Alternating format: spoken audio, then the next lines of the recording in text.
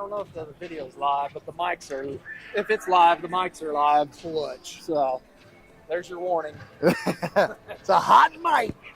I know that official over there on the far side. He used to be a sports writer. Oh yeah.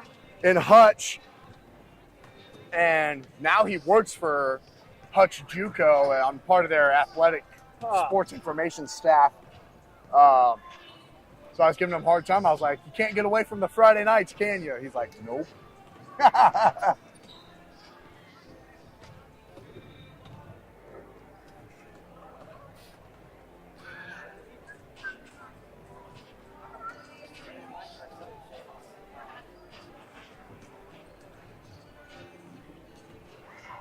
Man, the JV boys lost on a buzzer beater, basically.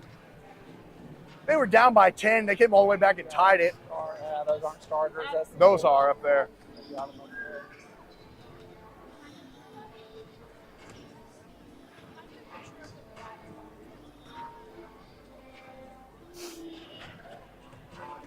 I know. They really designed this gym so bad.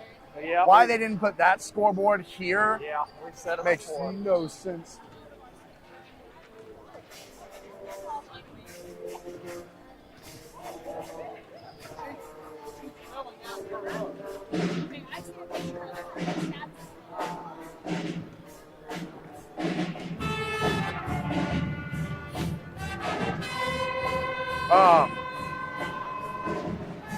But yeah, they had it tied at 41, I think. And Hillsboro had the ball with like 15 seconds left, and they drew up a great play. They kicked it into the right corner and moved everyone out here to the top. Yeah. So there was nobody backside to help. They just lobbed it up over the top to their big guy, laid it in. We had the ball with 10 seconds left. Came down, drew up a backside screen for Noah. He got the ball in the left block, tried to fall away, jump shot, missed it off the backboard.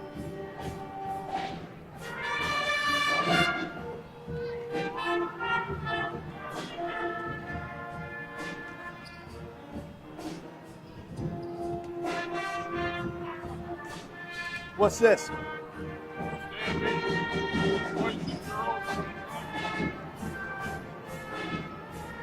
Did they play yesterday or something?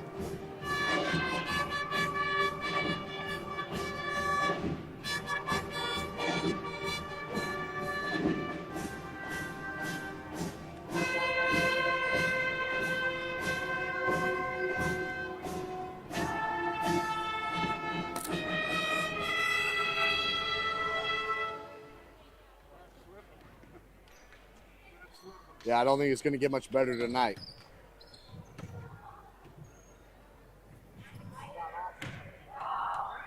Especially in this one.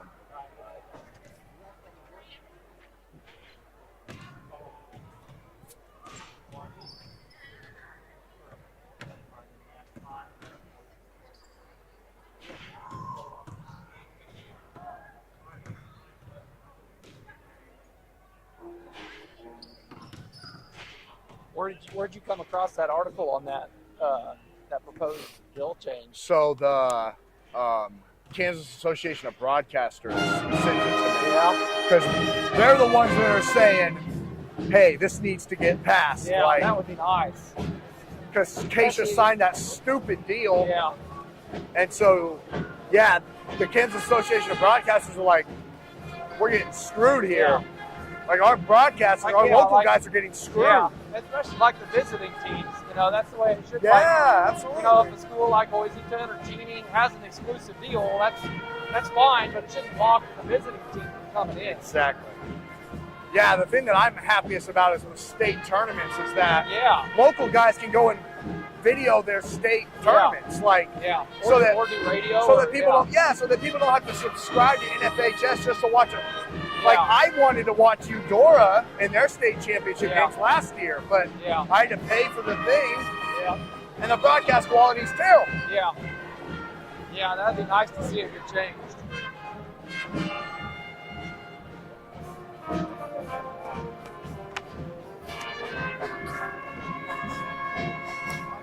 We're live. Are we on?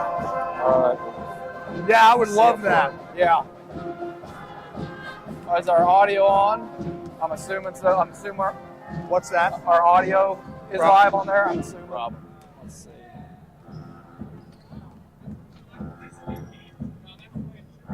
Yeah. Yeah, we're on there.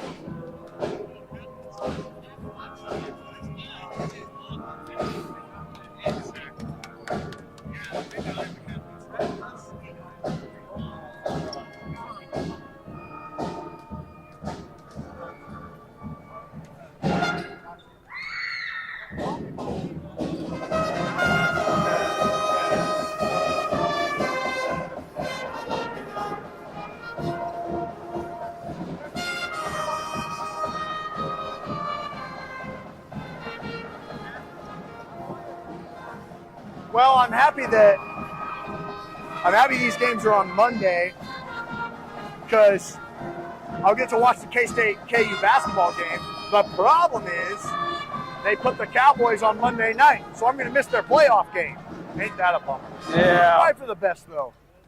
I don't have to sit through that agony watching Tom Brady beat us by 40.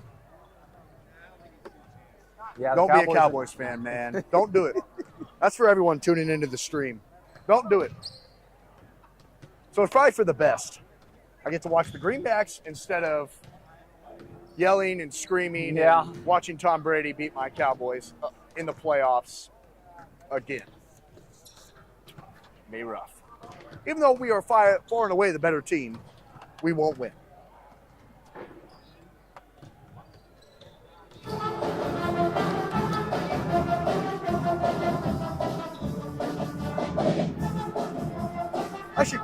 I should give myself one of those. I like it. I always thought about getting an iPad, but I feel like That's what this is. Yeah. yeah, I feel like if I got an iPad, then I would never use this ever. Yeah. And that would be my fear. Because I would text on that thing, and I Yeah. would do everything on it. I do everything on this. Really? I use my phone is but all my video editing and everything All I on do that? all on my iPad.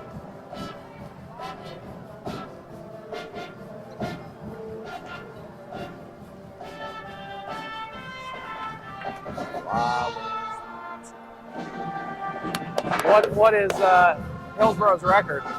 7-1, number 5 in the state. Let's see. What are we now? What's Pratt? 5 and 4. 4. Hillsboro.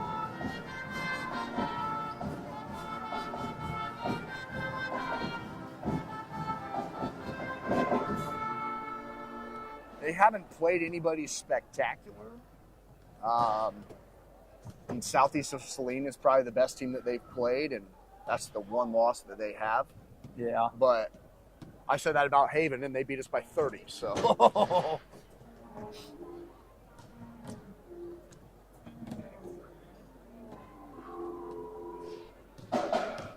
They're pretty good though, from what I've heard. That's what Kenny Eddy told me today. He was like, "Yeah, they're pretty legit."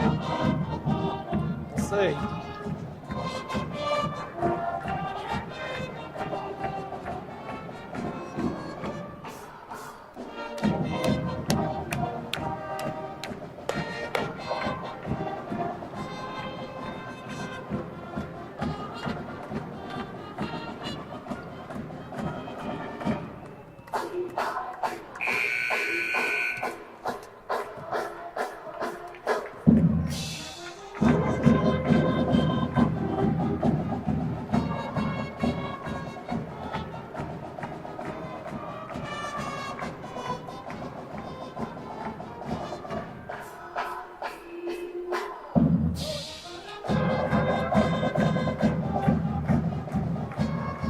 Young crew tonight. Huh? Young crew tonight. A little bit. Yeah. I love this guy. I'm gonna give him a hard time. Good evening, ladies and gentlemen, and welcome to Pratt High School Home Greenbacks. Tonight is winter homecoming, and the Lady Greenbacks are hosting the Hillsboro Lady Trojans. We'd like to welcome their fans, cheerleaders, coaches, and players to tonight's game. Under KU rules, cheerleaders, officials, and spectators are expected to assist in the promotion and achievement of good sportsmanship. Spectators are expected to cheer for their team and not against the opponent. And now for our starting lineup. When did they do the anthem? Number 11. I don't know the boys. I don't think they do it for the girls. You haven't been here in so long. No, I think. 5'6" junior wears number 5. GC Ice. The Lady Trojans, 5'10" freshman number 20. Easley Basswood. The Lady Greenbacks, 5'6" senior number 11. Gabby Gatlin. The Lady Trojans, 5'11" junior wears number 21. Amanda Amen. The Lady Greenbacks, 5'8" senior wears number 14. She Harley 8. The Lady Trojans, 6' junior number 22. Haley Bird. The Lady Greenbacks, 5'8" sophomore wears number 22. Women Evo. And finally, for the Hillsboro Lady Trojans, 5'4" senior number 23. Corey Arnold. And finally, for your Pratt Lady Greenbacks, 5'6" junior wears number 32. Corinne Donisworth. And coach for the Lady Trojans led by Mike Ratcliffe. And head coach for the Lady Greenbacks led by Dustin Hildebrand. And now, let's play some basketball.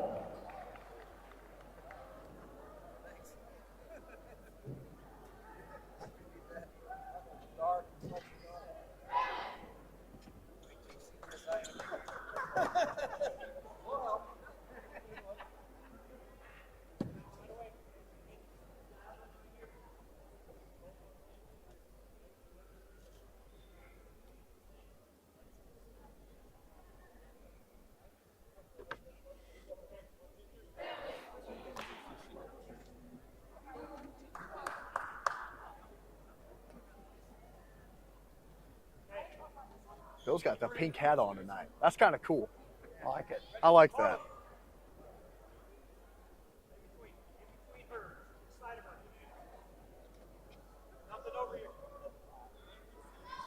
Wow. I took too long of a break. I took too long of a break. I was one off, one commercial off.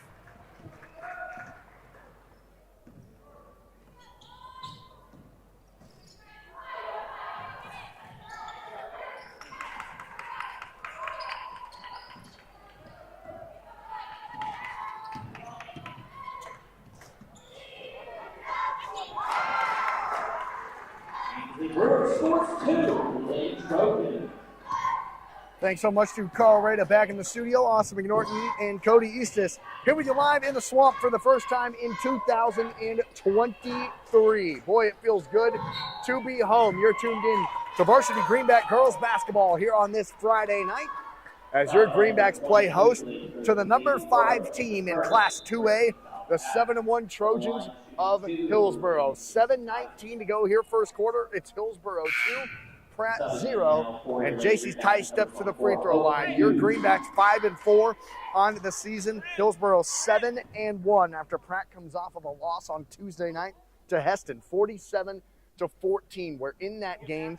The Greenbacks were outscored in the final 3 quarters, 41-4. And Cody, that's something I've never seen as a broadcaster. It's something even Dustin Hildebrand said that's kind of out of the ordinary, something you don't see too often. So how does Pratt kind of rebound as Ty hits the second free throw and the Hillsboro leads 2-1? How does Pratt kind of get back on track tonight? Well, I think they put a little bit of different offense in this week from what I've heard. I don't know if Coach Hildebrand, I didn't hear the interview beforehand, but see if we change it up a little bit on the offensive end to try to get just a little more production out of that, get a little more opportunities, in the paint, driving towards the basket. Yeah, he mentioned in the pregame interview, as everyone there heard, that you just want to try and get into a rhythm, kind of get into a pattern. On Tuesday night, it felt like every shot was almost a must-make because of the way that Heston was playing, whereas now you just want to get into a rhythm, just kind of feel the game, let the game kind of come to you a little bit. Here's Hope Hughes taking it to the rim. Her left-hand layup won't go. Offensive rebound, Bates. Marley goes back up and gets stripped from underneath. And back come the Trojans down the far side, left to right. Starting out the ball game tonight for Hillsboro is Ansley Brewer, Kinsley Ratzlaff, Savannah Shahan, Zaylee Ward, and Corey Arnold. Into the right corner, 3 on the way is short that time, and the defensive rebound gathered by Gatlin off the missed 3 from Arnold. Back come the Greenbacks right to left across the center of the floor. Gatlin leaves it for Hughes in transition. 3 is short, and the rebound gathered underneath by Ratzlaff. Ratzlaff kicks it all the way up ahead and over the head of Shahan out of bounds, and a Trojan turnover as Hillsboro leads 2-1 with 6:03 to go here first quarter. I like that shot by Hughes on the opposite end there. Yeah. On that previous possession. She had a good open look, and she's got a good shot. If she can get hot early, look out. Hillsboro currently at second in the Central Kansas League standings behind undefeated Haven. Gatlin dribbles in. Her shot no good. And the Greenbacks are fighting with each other for the offensive rebound. Donworth pulls it away, gets it to Hughes, and Pratt has the lead 3-2. Marley Bates and Corinne Donworth both have the offensive rebound. I thought they were going to call a jump ball on both of them. And the ball is tipped out of bounds by Marley Bates for Hillsboro in transition. Hope Hughes, the freshman, averaging 5 points, 3 rebounds a game for the Greenbacks. It will be Hillsboro basketball to throw it in right here on the near side into the right corner to Brewer. Brewer back out to the right wing to Arnold. Arnold, top of the key, gets it over to the right elbow. Now back up top to Brewer. Brewer around the perimeter to Ratzlaff. She'll take it out to the right wing to Worth. Worth into the lane, layup up, no, but a blocking foul called underneath as Worth ran over Corinne Donworth. Yeah, that was a hard blocking foul. You could hear it from here, even with our headphones on. You could hear the smack of bodies there. It's kind of one of those collective plays in the game of basketball that you hear all the time where the whole crowd in unison wall goes, oh, man. It'll be 2 free throws for Zaylee Worth, the junior 6-footer. Misses the first off the back iron. Too strong. Quinn Tebow on the bench right now for Pratt, kind of nursing a nosebleed over there, which is why she's not in the game. Second free throw missed, but the offensive rebound is gathered by Hillsboro, and Gabby Gatlin fouls. Once again, Pratt struggling on the rebounds on the free throw. Yeah, I think Quinn got that bloody nose the first possession down there, and they're fighting for a rebound like she does so often. And that time, I think maybe came out with an elbow to the nose. Hillsboro ball, top of the key. Here's Shahan. She gives it over, free throw line jumper. This time, Worth got it to go. As you can basically say that she made her third free throw, is in the exact same spot. And Hillsboro leads 4-3 with 5 minutes to go first quarter. Donworth, she'll take it to the bucket, leave it for Bates. It goes off of Marley's legs. And then Hillsboro, trying to get the ball up quickly in transition, throws it out of bounds. Yeah, good look by Corinne there, but just the bounce pass was right at the feet. Needed to be about halfway there where she gets it kind of up at waist level. Greenback ball underneath their own basket, left side of the rim. Gabby throws it in and off the hands of Brewer out of bounds. So Pratt will reset and try in the inbounds play again. Gatlin gets it to Tice on the left wing. It's loose, and JC somehow got it. Left corner, Gatlin. Now back to JC. Top of the key, Donworth. Corinne to the free throw line. To the bucket, floater, no good. Well, that's a great look. Couldn't put it in. Back come the Trojans. Quickly down the floor. Donworth the steal in transition. Corinne to Hughes near side, right to left. Hope, she'll take it all the way to the rim. Kick it out to Tice. JC to the bucket and stepped out of bounds. Another turnover. Man, we've seen Hillsboro, when they get the ball on the rebound, they're ready to run, looking for that deep pass in transition there. So the Greenbacks going to have to look out for that. Hillsboro with 3 turnovers, Pratt with 2 here in the first 4.5 minutes of the game. Trojan ball with a 4-3 lead. Behind the back dribble, how about that? Zaylee Work is the primary ball handler right now for these Trojans, the tallest player on the floor. Ratzlaff at the free throw line, gets it punched away by Tice. JC loses it, gets it back far side. Takes it to the rim, pump fake, layup, no good. Well, she did everything except put the ball in the rim. Might have got away with the travel there, too. Yeah. Back come the Trojans, right corner. Dribbling baseline to the bucket and oh, my gosh. A charge is called a block. Man, it goes against Corinne Donworth, and that's huge. She's tried to take 2 charges tonight, and both of them have been called blocking fouls. And so she has to come out now with 2 personal fouls. Now, the first one I agree with was a block. Yes. That one, I clearly thought she had her feet set and was in position. She was standing there for 6 seconds. Right corner, at least. Right corner 3 won't go. Rebound by Gatlin. And back come the Greenbacks right to left. Up ahead to Bailey Jackson, who just checked in, and her layup is swatted away. That had no chance of going in. And back come the Trojans. Again, kind of a slow start defensive battle. Work dribbles in, draws the foul, and it's 2 more free throws for the Trojans. That time on Marley Bates as she went up to try to prevent that shot. But Greenbacks don't want to get in foul trouble early here, Austin. It's already Pratt's 4th team foul here in the ball game.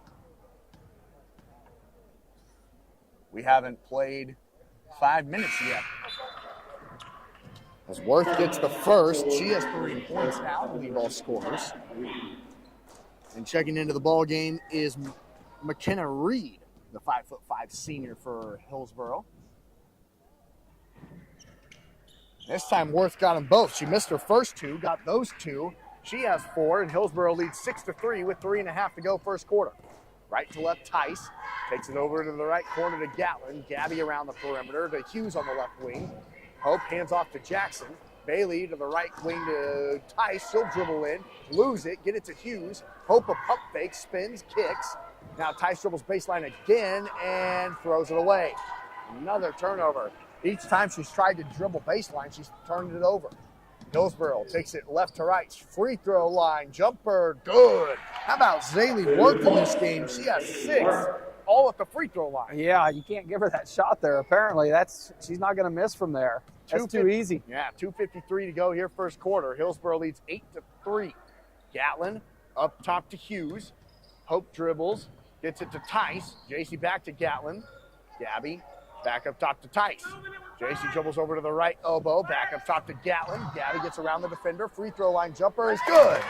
Much needed bucket there for the Greenbacks. And Hillsboro leads 8-5 with 2:29 to go first quarter. Gabby Gatlin, she had 6 points in the first quarter on Tuesday night. She led the way for the Greenbacks with 8, even though Pratt only scored 14 in the entire game. Worth again to the lane, layup good. Wow. She has 8 right now. Nobody can guard her for the Greenbacks. No, she looks like she can do about whatever she wants out there. She's the primary ball handler for these Trojans. And she's the tallest player on the floor. Here goes Jackson to the baseline, kicks it back out. Gabby had a 3, doesn't shoot it. She dribbles to her right, back to Jackson. Bailey needs help. To the free throw line goes Gabby. To the lane, layup good. How she was able to get there, I don't know, but she puts it in. Yeah, a bit of an underhanded layup there. Found its way. 10-7 Hillsboro lead with 1:38 to go first quarter. Dribbling it in, stepping around the defender. Layup no good that time from Shahan. Rebound by Bates over to Jackson, far side, right to left. Bailey takes it to the top of the key. Dribbles it in and gets it stripped by Worth. Worth one-on-one against Tice. JC stole her. Now back to the right, and Jackson saves it but steps out of bounds. Good job, Bailey, to hustle back after that turnover and prevent the easy layup. Looked like Kinsley Ratzlaff, the freshman, had a sure layup, but Bailey Jackson streaking down the floor on defense, poked it away. Trojan ball underneath, wide open, right corner 3 on the inbounds play is short, and the rebound by Jackson on the far side. That 3 wouldn't fall by Arnold, and Bailey Jackson gets fouled in the backcourt by McKenna Reed. Billy Watson, the official tonight. Yeah, you said that was a name you knew. Used to be a great sports writer out of Hutch. He was one who was primarily covering the Ava Jones story out of Nickerson with his sports writing, and then now he works for Hutchinson Community College and one. Gabby dribbles to the rim, gets it to go. Has a chance to tie up the ball game here as the foul is called on Trudy Hine, who just checked into the ball game for Hillsboro. But right now, Gabby Gatlin being aggressive to the rim. And again, 6 first quarter points, 7 now. Saw her have 6 Tuesday night. She had 8 in the entire ball game on Tuesday, so already getting near that mark. 55 seconds to go first quarter. We're tied at 10. Trojan ball, but now Billy Watson works for Hutchinson Community College's athletic team as a sports writer for their teams on their website, and the ball is tipped out of bounds off of Hillsboro. Tebow tipped it, but it went off the left shoulder of McKenna Reed. And now Ratzlaff into the ball game, and with 42 seconds to go in the first quarter. Pratt's been trailing the entire 8 minutes, but has a chance. Jason Tice checks into the game and replaces Gabby Gatlin. I forgot to check in there. She just got to walk on the floor. You got to go to the table first, JC. Greenback ball. Will they hold for the final shot? Jackson has it. They might, I think Dustin Hildebrand's calling 4 corners, which is kind of the universal sign. for the final shot. Jackson over to the left to Tice. JC to Tebow, left short corner. Quinn up top to Bailey. She'll dribble into the rim. Layup, no. Offensive rebound, Quinn. Layup, good. She averages 7.6 rebounds a game, and with 10 seconds to go first quarter, Pratt has her first lead of the night, 12-10. And when she can convert those rebounds into points, it is a huge difference. She struggled a little bit at Haven. Ratzlaff free at the buzzer is short. Rebound, no. And that's the end of quarter number one. Well, after trailing the entire quarter, Pratt in the last 20 seconds takes the lead, 12-10. I said Beavers. Greenback girls basketball is back in 60 seconds.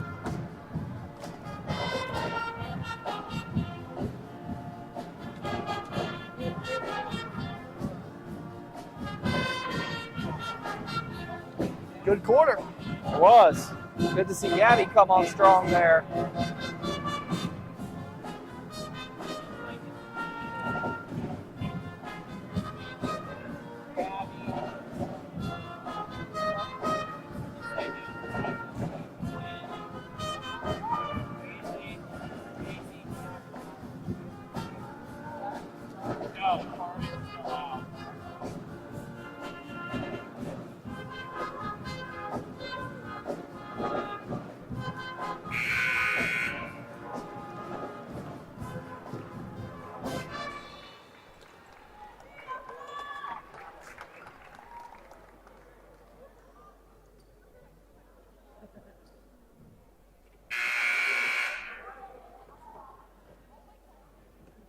Greenback Varsity Girls Basketball is here with you live on True Country. Thanks so much to Colorado back in the studio. Austin McNorton and Cody Eastis here with you live in the Swamp. After 8 minutes of play in the Varsity Girls action, it's Pratt 12 and number 5 Hillsboro 10.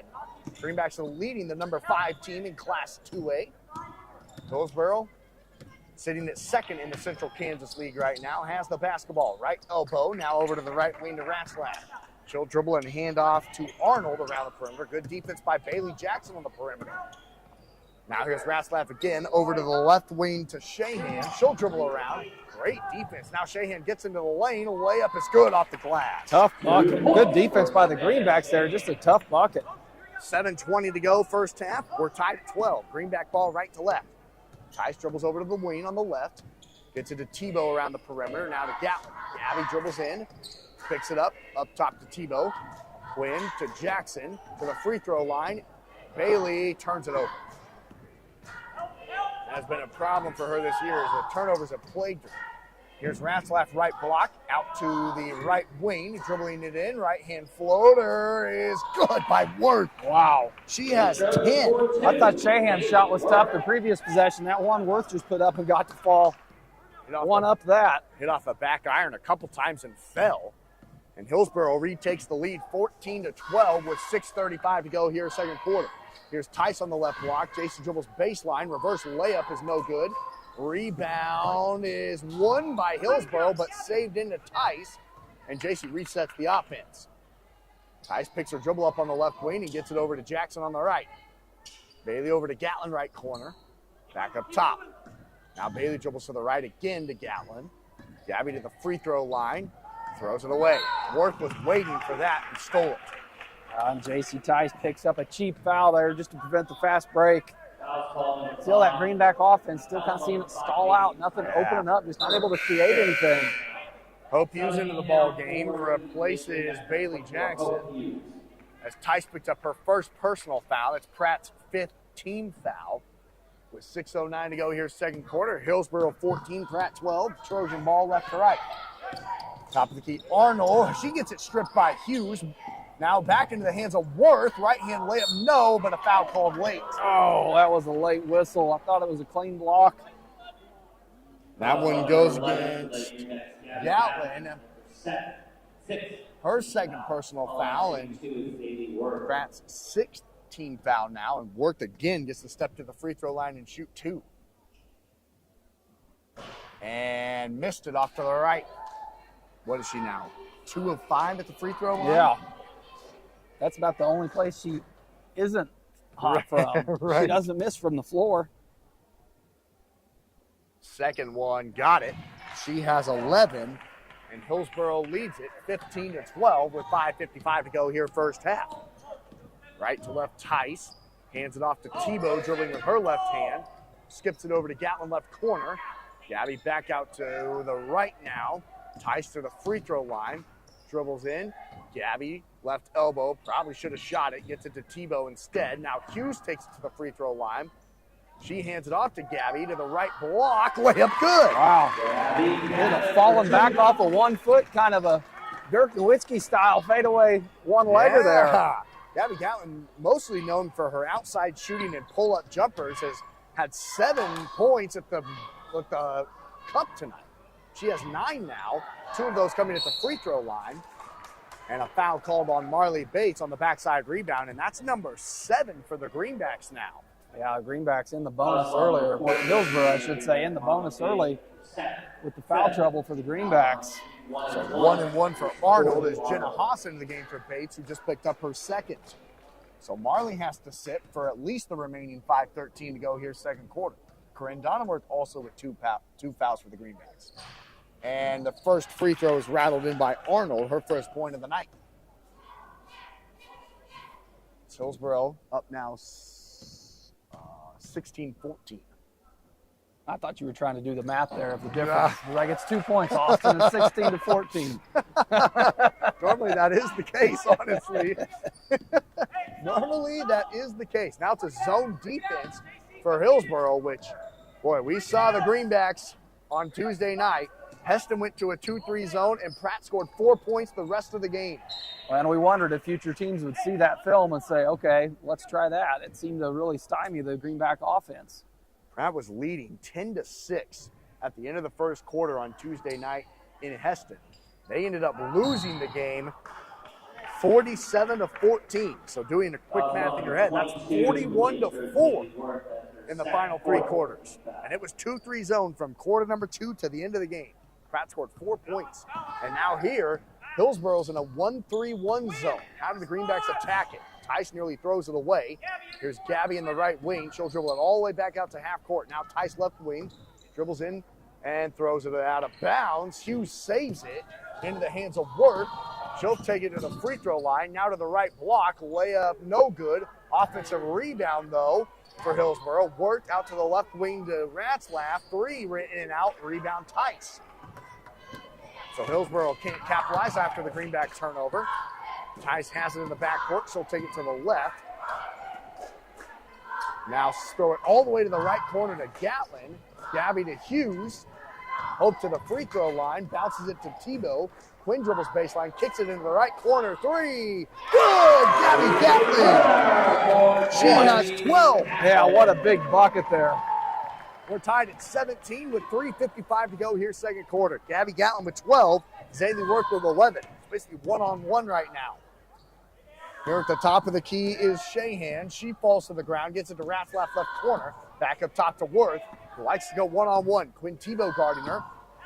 Back to Shahan. Now into the right corner to Arnold. Back up top, Ratzlaff to the free throw line. She'll kick it out. Back up to Arnold. Arnold dribbles to the left.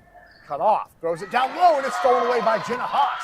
Greenback's a chance to retake the lead here with 3:25 to go in the second quarter. Boy, JC's got to be careful on that defensive end, as tight a defense as she's playing. Right corner, Gatlin, and Gabby throws it away. Had another great look at the shot, one that she just hit it from there. Instead makes an ill-advised pass and throws it away. Hillsboro kicks it out to Ratzlaff. Right corner 3, good. Her first point of the night.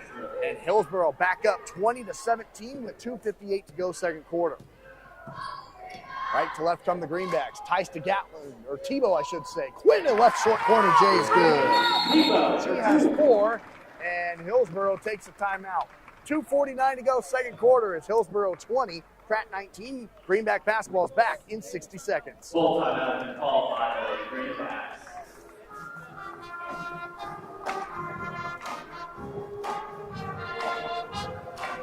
See, that's the way on that 1-3-1. Yeah. Get it into the corner and then go down. Yeah. Everyone go down. Yep.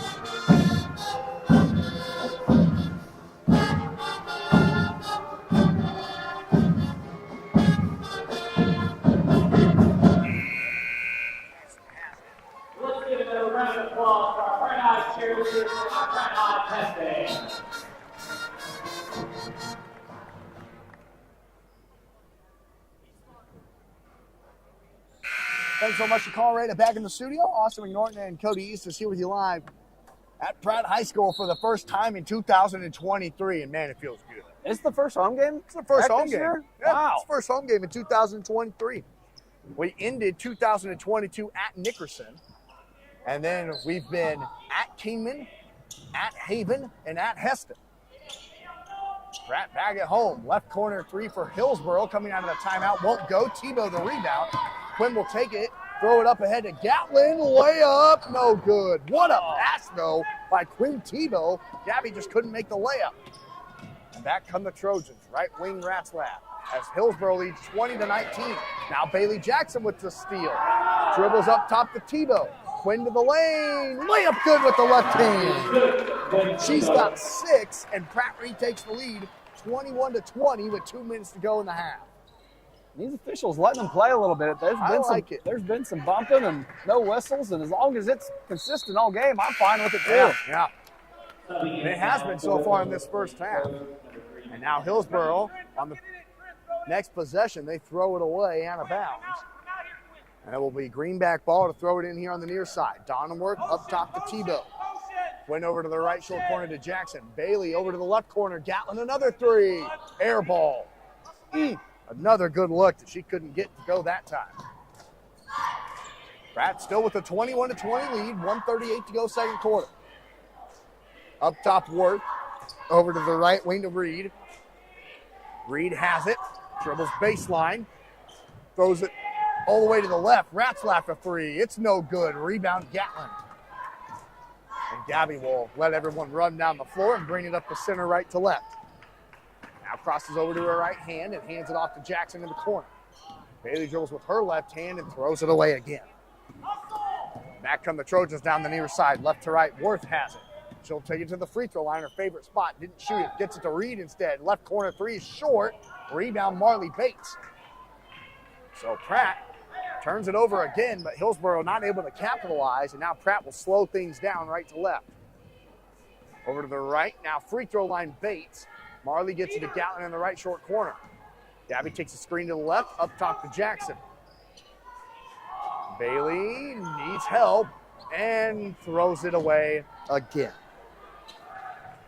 Well, she's got to clean those up. In the half, it's Pratt 21, Hillsboro 20. Now you wonder if the Trojans will hold for the final shot. Left wing Reed. Pratt in a 2-3 zone here defensively. Now into the right corner, Bates punches the ball out of bounds. Good job by Marley to jump in front of that and keep that ball from getting down to the post. Jackson out, Gatlin out. Hughes and Tice in. Trojan ball underneath, right corner Ratzlaff. Gets it back to Worth in the right short corner. She'll dribble baseline. Through the defenders, reverse layup is short. Offensive rebound putback, though, is good. She has 13. And Hillsboro retakes the lead 22-21 with 4 seconds to go. Tice into the paint. Floater. Good at the buzzer. J.C. Tice, her first made field goal, gives the Greenbacks the lead into the half. What a bucket to finish the half. It's Pratt 23, Hillsboro 22. You're tuned in to Greenback Varsity Girls Basketball, and we will be back in 2 minutes.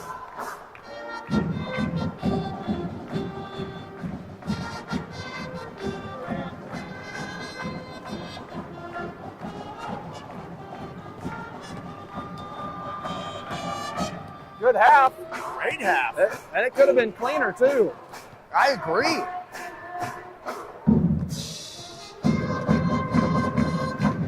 That is a hairdo by number 12 for Hillsboro. That is impressive. What's the name there? Here, I got the boys. Wyatt? Leonard. Man. You got that right.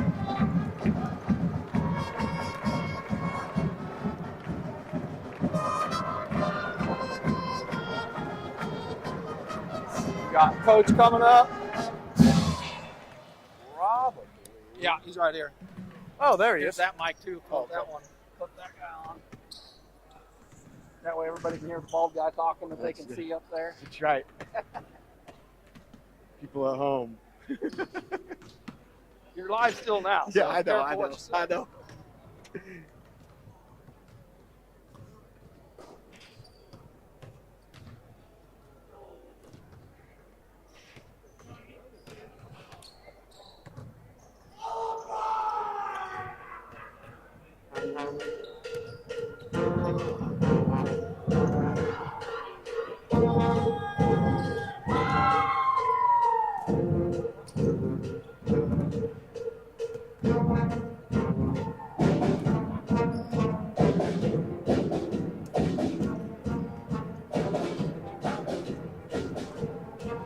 Thank you, Glenn. You're the man.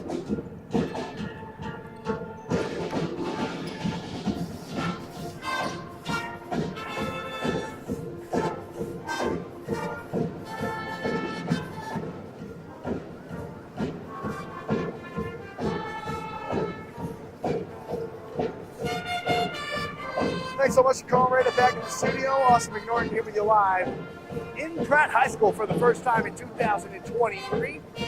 Here in the Pratt City Ford halftime show. Thanks for tuning in as it's Pratt 23 and number 5 Hillsboro 22. Your Greenbacks lead the number 5 team in Class 2A. And we're talking to Chris Batten here with us first on the Pratt City Ford halftime show. And Coach, first of all, how does it feel to be here for the first time this year? Yeah, it's kind of crazy, right? Starting homecoming, you'll have a good crowd. So, yeah, it's going to be nice. What are some of the challenges with that? A lot of coaches have some distractions with homecoming, all the other festivities kind of going on, and just the fact that you're saying, all right, we're finally back at home, but in our first home game, we're hosting the back-to-back defending state champions in Hillsboro. I think it's only a big deal for them. Honestly, I don't fight it when kids want to dress up on beautiful days and stuff like that. I think it's school spirit. Bottom line is in about 20 minutes, we got to be ready to lock in and get ready to play. And that, to me, that's the only part that matters. I know sometimes people make a big deal about it and whatever. I think it's only a big deal to make a big deal. And Coach, going back to Tuesday night, you fall 63-50 to Heston, where Jake Proctor had 36 points in the ball game. But he goes off. But how do you feel like your team played despite his spectacular performance? Well, in different times we played pretty well, and then at different times we were pretty poor. It just the inconsistency of play. But there was a point in the game where we cut it down to 3, and we were playing extremely hard. We were covering defensively. We were really limited in Proctor. But then, we go back-to-back plays where we have some sort of mistake or some sort of, bad pass, bad turnover, and they push it out, make a little run. And so, we just never could get over the hump. But, that's something we got to continue to work on and make sure we do a better job of. We're talking to Chris Batten here with us in the Pratt City Ford halftime show. Pratt playing host to Hillsboro tonight. And Coach, really, I think you made a good point of having stretches where you played really well, some you didn't play so well, but it was really the slow start. You got it down 24-12 at the end of the first quarter. How important will it be to start out strong here tonight? Oh, we got to play much better tonight. We got to come out, execute offensively, and we got to guard. A lot of times, Proctor got loose, and it was because of broke down defensively, and the guys rotating too far off of him, or we don't rebound. The ball gets loose, and it squirts out to him, and then he hits a 3. So we got to be locked in defensively and make sure that we're all playing good defense and covering for each other. J.R. Johnson had his best game of the second semester. He finishes with 19 points. Is he kind of the guy who can kind of control the pace of the game and make things happen for you guys offensively? Yeah, he is. He did a nice job on Tuesday of kind of taking what was his and what was given to him. He didn't try to press too hard. Carson got the little foul trouble early, and so J.R. had to step up and do some scoring in those minutes. And then ultimately, he did a nice job on Proctor. I know 36 points, but the problem is when you go back and look on film, it wasn't when he was guarded by J.R. It was a break, and we had to rotate out or do something crazy. So we ended up losing him and letting him get loose. And Coach, when looking at this Hillsboro team, obviously a lot different, a lot younger than their back-to-back state championship teams, but still a couple of guys left over who know how to win big games. So what kind of challenges does this Trojan team present you on the scouting report? Well, we got to guard breath. Yeah, we got got to make him work for everything he gets, and then we can't allow him to make everybody else better. Sometimes when you have a good point guard like that can score and pass, he takes an average guy and makes him a good player. He takes a below average guy and makes him an average player, and all of a sudden, that guy gets 4-6 points, and that's too many.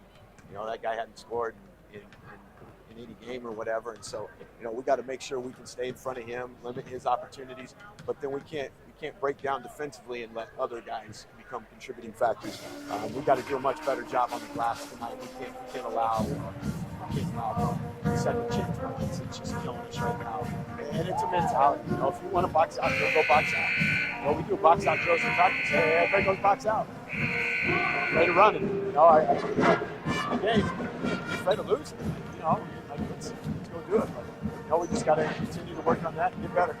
And Coach, does it kind of help a little bit to say we played against a 20 points per game scorer in Proctor on Tuesday night, now another 20 points per game scorer here on Friday night? So back-to-back games, there's one guy who can score at will. Yeah, I mean, it does. We should be better prepared now. So we'll see what we can do. His chances. Should be a lot of fun, Coach. Appreciate your time. Yep, thank you. That's Chris Batten with us on the Craft City Board Halftime Show. We are back in 2 minutes to get you set for quarter number 3 here from the Swamp.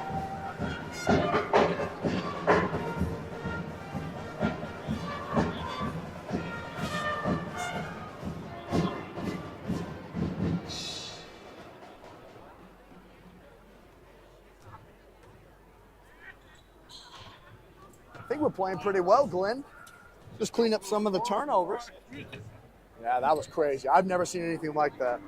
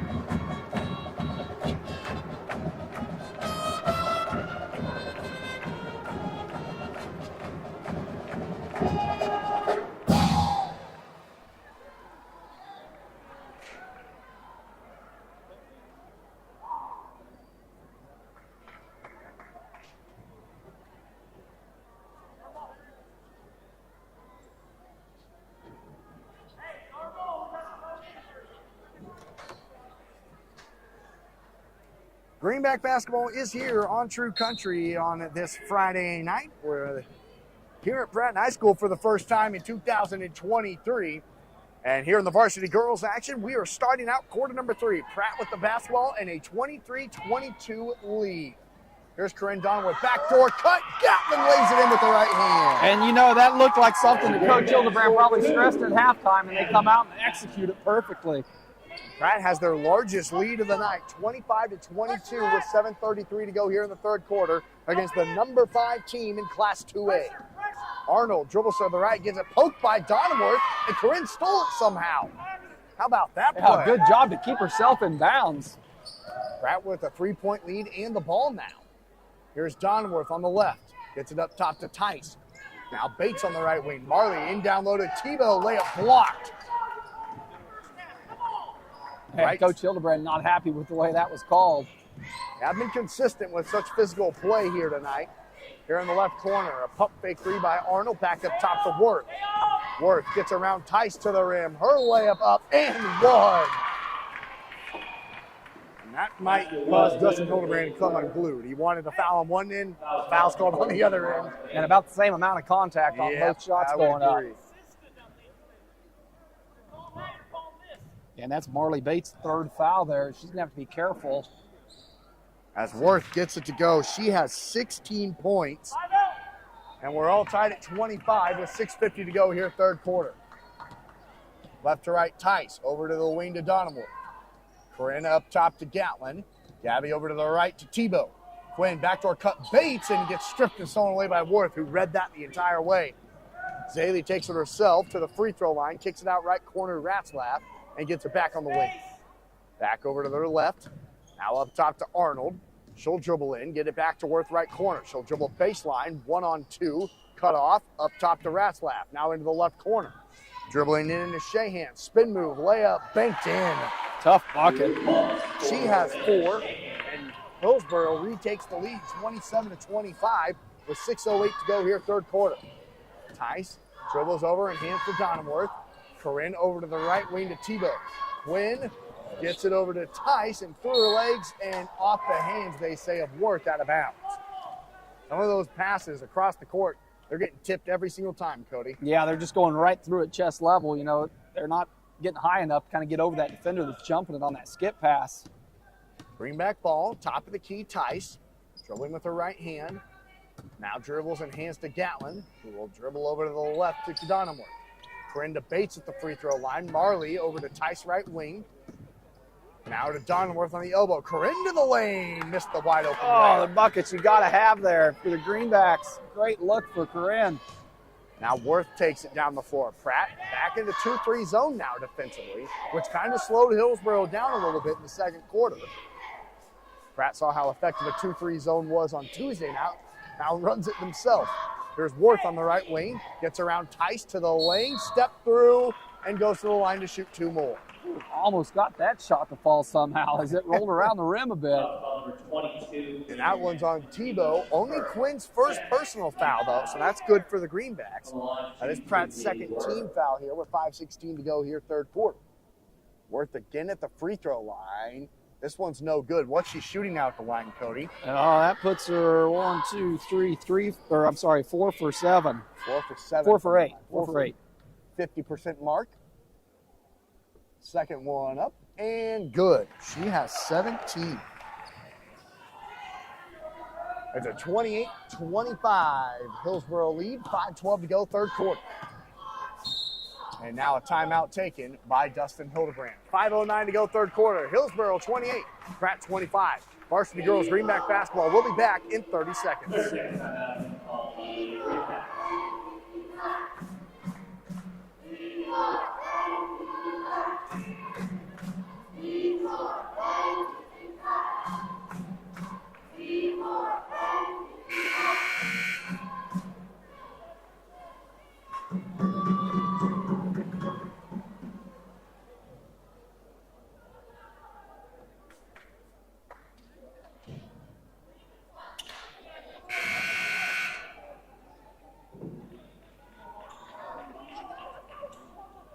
Carl Rada, he's the man back there, making Cody Eustace and I sound good. Also, thanks for tuning in to the video stream tonight from Pratt High School. 5:09 to go, third quarter.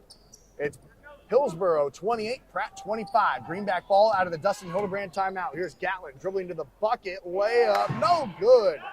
Dustin Hildebrand wanted a foul. Honestly, I felt like Hillsboro was pretty straight up that time, and somehow Gabby almost got it to go. 2-3 zone here for the Greenbacks. Hillsboro gets it down underneath, kicks it back out to Arnold. Now Worth on the left wing. Zaley back to the corner. Arnold's left alone and rattles out the 3. The rebound, though, is gathered by Donworth, barely. She throws it up ahead to Gabby Gatlin. Coast-to-coast layup is good. 16 for her. And Hillsboro leads 28-27 with 4:27 to go, third quarter. Boy, she's been aggressive taking the ball to the cup tonight. Yes, she has. And that's usually the difference for the Greenbacks. Kind of rides or dies with, Gabby Gatlin and how she's scoring the ball. She's a leading scorer for the Greenbacks with 11 points per game, but has 16 tonight. Worth at the top of the key for the Trojans. Back over to the right. 3 on the way. Ratzlaff won't go. Rebound Donworth on the backside. Corinne over to Tice. JC could have thrown it to Gabby. Instead gets it over to Tebow in the left corner. Quinn to the elbow. Jumper blocked. And the rebound gathered by Brewer. Brewer to Worth, right to left. Zaley takes it. stops at the free throw line and travels before she was able to pass it off. Good transition defense by the Greenbacks. That was. I heard that whistle blow, and I didn't know if they got Corinne was kind of coming down with the hand there. I thought they were calling the foul. I didn't see the travel. 3:46 to go, third quarter. It's a 28-27 Hillsboro lead. Greenback ball, left to right. Top of the key, Tice gets it over to Gatlin on the right. Over in the right corner, Donovan. Corinne dribbles to her left, back up top to Tice, guarded by Worth Tyler. Now Gatlin on the left wing, guarded by Reed, who just checked into the ball game for the Trojans. Donenworth dribbles to the left to the free throw line. Gatlin, left short corner jumper, short. That's more of her game. Couldn't get it to go. Offensive rebound, Donenworth, and back out to Tice at half court, and Pratt resets. Down by 1 with 3:10 to go, third quarter. JC dribbles over to the right, hands off to Hughes, who's back in the ball game for Pratt. Donenworth to Gatlin on the left. Gabby back to Hughes on the right. Hope, just 2 points for her tonight, came in the first quarter. Gabby, guarded by Reed, gets it up top to Tice. JC behind the back dribble, kicks it to Gatlin left corner. Not much right now for the Greenbacks. Haven't gotten much of a look. Here's Hughes. There's a look, and then Hope throws it away. Trying to get it to Bates. Marley dives on the floor, though, and gets the Greenbacks back the ball. Tice on the left wing. She'll pull it back out. Now to Hughes, top of the key. 2.5. This has been a long possession for Pratt. Left corner, Gatlin. She'll pump fake. Kick it back up top to Tice. JC takes the screen to the lane. Layup, no. Rebound, Worth. And back comes Hillsboro. Right to left, behind the back. Look at that, just free ball handling. That's incredible. Impressive ball handling. 6-footer. And a fall-away jumper by Shahan is good. She has 6. And Hillsboro's up 30-27 with 2:03 to go, third quarter. Greenbacks left to right. Tice to Gatlin. She'll dribble around. To Donenworth on the left wing. Corinne back to Gabby, wide open. Oh, had the three, didn't shoot it, takes it in and lays it in instead. I thought she shouldn't have passed that three up to Austin. But she gets the layup to go instead. She has 18, and Hillsboro leads 30-29 with 1:40 to go here in the third quarter. Left wing Reed, back up top to Worth. And Hillsboro, I think, will now run some clock under the direction of head coach Nathan Hebert. Now up top, here is Brewer. Throws it into Worth. She's triple team, gets it out. Left wing for Shahan. 3 is short. Rebound gathered by Gatlin.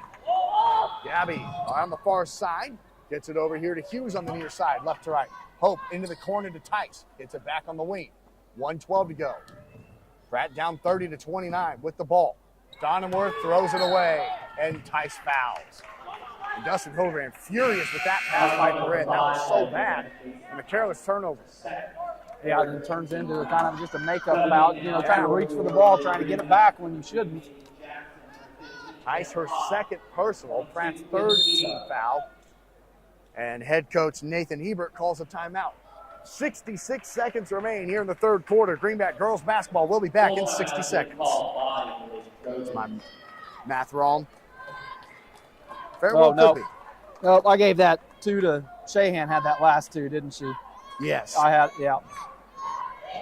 That's right. She had it on the wrong player. Who did you say Hillsboro lost to? Who was there? Southeast of Saline by 5.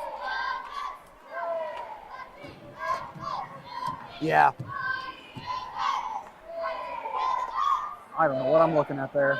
Hillsboro, Southeast of Saline. It looks like a Super Bowl numbers. Yeah, I know. This is the legend here. Yeah. This is the boys. That's nice. It is.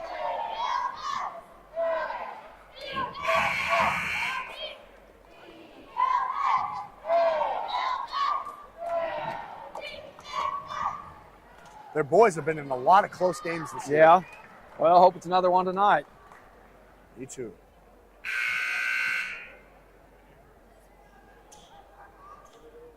Thanks so much to Carl Rada back in the studio. Austin McNorton and Cody Easton here with you live at Pratt High School. The Swamp, as they say, 1:06 to go, third quarter. It's number 5, Hillsboro 30. Your Pratt Greenbacks 29. Pratt hanging in with the number 5 team in Class 2A. Left wing, here's Worth on the elbow, throws it in down low. Fall away jumper, Shahan, it's no good. And then the rebound goes off the hands. Oh, Oh, yeah, your expression is the same as the Hillsboro's bench. I mean, that very clearly went off the hands of J.C. Tice, but that comes the Greenbacks left to right. A chance to take the lead with 45 seconds to go in the quarter. Hughes dribbles around the perimeter, picks her dribble up top to Jackson. Bailey dribbles to the left elbow, backdoor cut. Bailey nearly turns it over again. Up top to Tebow, to Hughes on the right wing. Hope dribbles around, right corner. Picks her, oh, that's a double dribble. I thought he was going to let that one go. So did I. 2 in a row. Oh, boy. The Hillsboro fans would not have been happy if that was understandably so. Understandably so. 27 seconds to go, third quarter. Another opportunity, though, there for the Greenbacks to take the lead. They had another costly turnover. Pratt now with 14 turnovers tonight. Right on pace with their average. Yeah. Right wing, up top to Ratzlaff. Left wing Reed, 9 on the clock. Here's Shahan. She'll dribble in and run over Haas in the charge. Good job by Jen at a standard ground there. She saw her coming, and that time the officials blow it the right way for us. That's only the first personal foul on Shahan, and Hillsboro's first team foul here in the second half. Inbounds thrown to Tice, and Jason gets fouled by Word. A lot of contact there, but it's kind of a free ball. I did too. I feel like both players could go for it there. And yeah, I did too. Honestly, I thought she had her hands on the ball too. But that's her third personal foul now and has to come out of the game. That's big for Hillsboro. She is by far their leading scorer. And without her production out on the court, this is going to be a totally different Hillsboro team. Now Gatlin and Donworth come into the ballgame for the Greenbacks with 4.8 to go in the third, down 30-29. Greenback ball up to Tebow, left to right. Quinn takes it down to the block. Buzzer beater is an air ball. And that's the end of quarter number 3. It's Hillsboro 30, Pratt 29. Greenback girls basketball will be back in 60 seconds.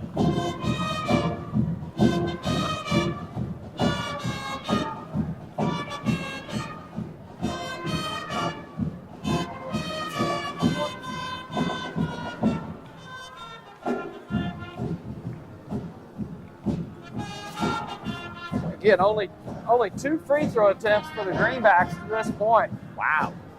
And if you can pick up, 8, 9, 10 points from the free throw line, Right. but to only get to the line twice.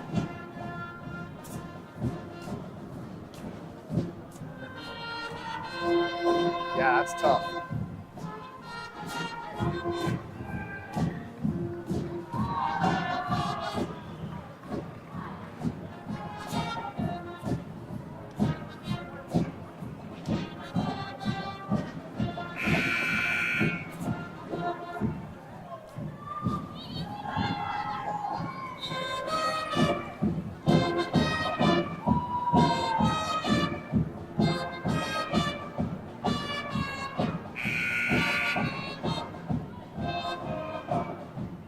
Thanks so much for calling in. Back in the studio, Austin McNorton and Cody Easton here with you live for the first time in 2023 from Pratt High School. 8 minutes of varsity girls basketball remain. It's number 5 Hillsboro 30, your Pratt Greenbacks 29. Pratt trying to pull off a massive upset here in the Central Kansas League. Right wing Brewer, as Pratt still in a 2-3 zone here defensively against the Trojans. Top of the key, Raslap gets it to work to the free throw line, gets around Bates, missed the layup, got her own rebound to Shahan. She'll go up, and a blocking foul called on Corinne Donenworth. I don't feel like she moved at all. Even Corinne asking for an explanation there, saying, what did I do? And the 32 for the Greenbacks, Corinne Donald. That's the second team foul. And Billy Watson explaining it to Dustin Hildebrand that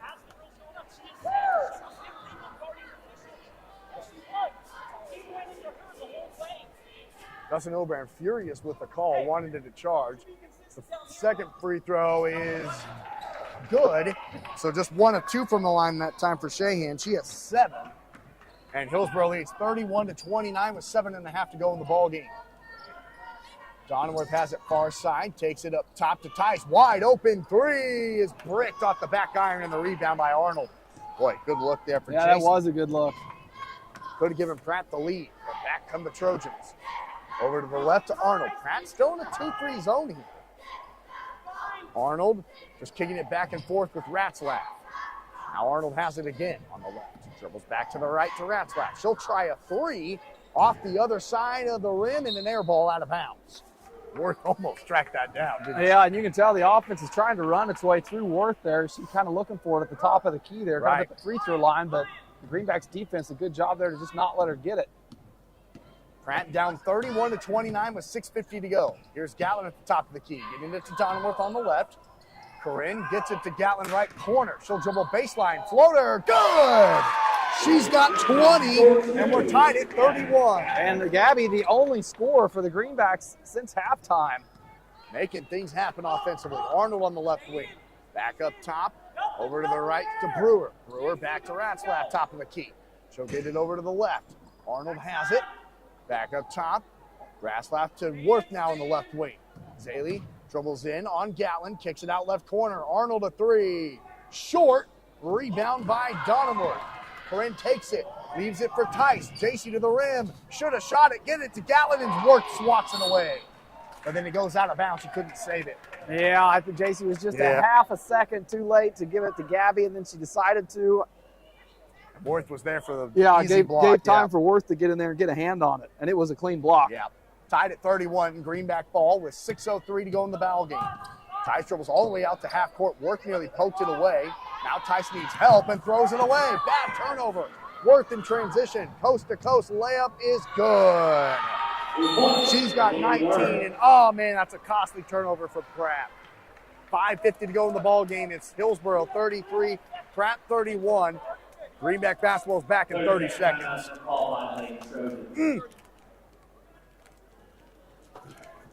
15 turnovers.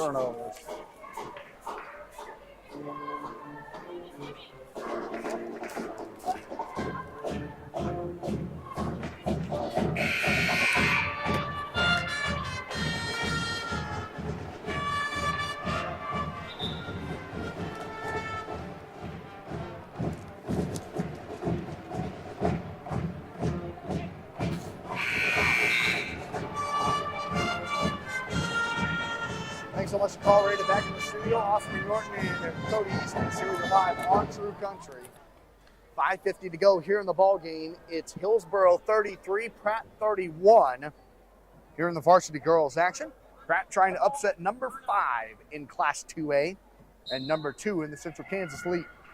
This will be a big upset for the Greenbacks and a much-needed win after falling 2 in a row to Haven and Heston.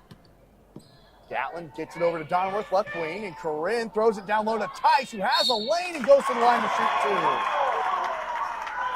two. See who they call that, Austin. If that's on Worth, and it is, that's her fourth foul. Zaley will really have to be careful now. 5:37 to go in the ball game. She's by far the offense for the Hillsboro. Don't know what they look like without her in the game. Tice at the free throw line misses the first. Just a 50% free throw shooter this year. Had a chance to tie, now can only make it a 1-point game here. The left-handed junior got it. She has 4 points tonight, well off her average of 10. Still a lot of game left, though. 33-32. Worth stays in the ballgame for the Trojans, and now Pratt comes out with a full-court press here defensively.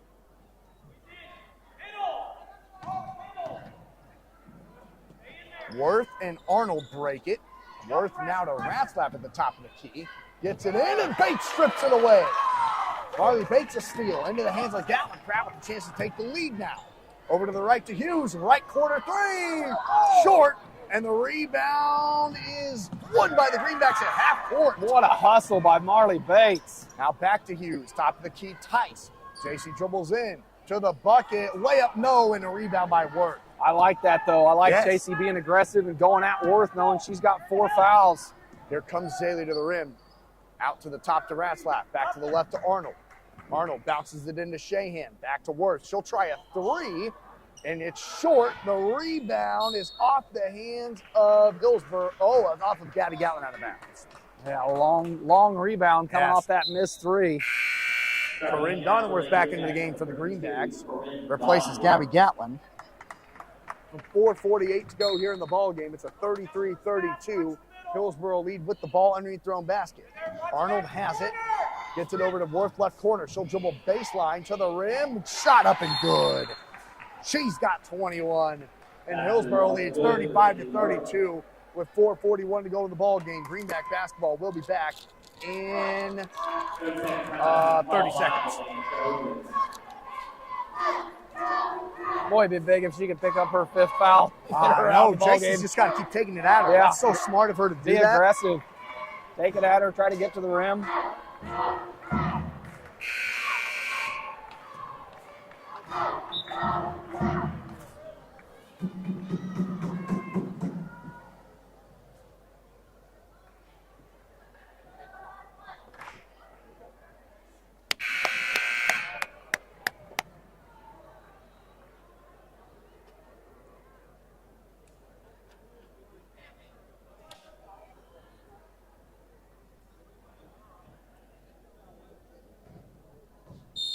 4:41 to go here in the ball game. It's Hillsboro 35, Pratt 32. Varsity girls action as the swamp now starting to fill up here on the first home game of 2023 for the Greenbacks. Tice gets it to Tebow, back to Hughes. 3 from the right wing, short. Another good look and a rebound by Worth.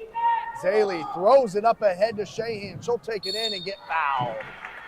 What a pass. Yeah, and what a good look back on the other end there from Hope Hughes. I thought that one was going in, and she had a good look, had her feet set. These Greenbacks have had some good looks at the three-point line. But boy, threes have been a struggle this year. Just 22% from behind the three-point line as a team for the Greenbacks. And Hillsboro has stretched this lead for the largest it's been in a while, 4 points, which seems like a lot right now, the way this game has been played. Shahan has 8. And 9. She got them both. Hillsboro, just like that, up 37-32 with 4:18 to go in the ball game. Left to right, Gatlin gets it to Hughes on the right. Hope back to Donenworth on the left. Skips it to Gatlin right corner. Now back over to Donenworth. Now back to Hughes, top of the key. Gatlin right wing. Back up top to Hughes. Now over to the left to Donenworth. Back up top to Hughes. Back to Gatlin on the right. Shamiota gets it stripped. Now over to Donenworth left wing. Corinne dribbles. Jumper up way over the backboard. Tough shot. Rebound Worth. And Zaley will slow it down right to left. With 3:45 to go in the ball game and up by 5, which the way this game has been seems like a lot right now. Ratzlaff over to the left wing to Arnold. Now to Shahan left short corner. She skips it to the right corner. Back up top to Ratzlaff. Now back to the left corner to Arnold. Lobbing it in down low to Shahan. She's doubled. Back out to Worth. 3 on the way is short. Rebound. Hughes had it, lost it. Now Gatlin has it. And Dustin Hildebrand calls a timeout. 3:21 to go in the ball game. It's Hillsboro 37, Pratt 32. Greenback varsity girls basketball will be back in 60 seconds. I think Dustin thought that ball was going to be kind of a loose scramble there. After we got it, I think we had the numbers with a couple of their players on the floor. Yep. Probably wishes he had that back.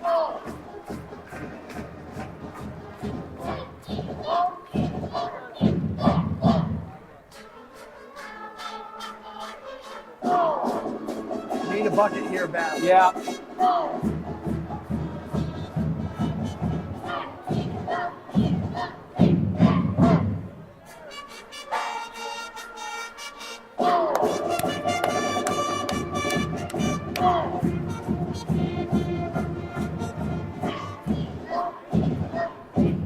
Nice swipe.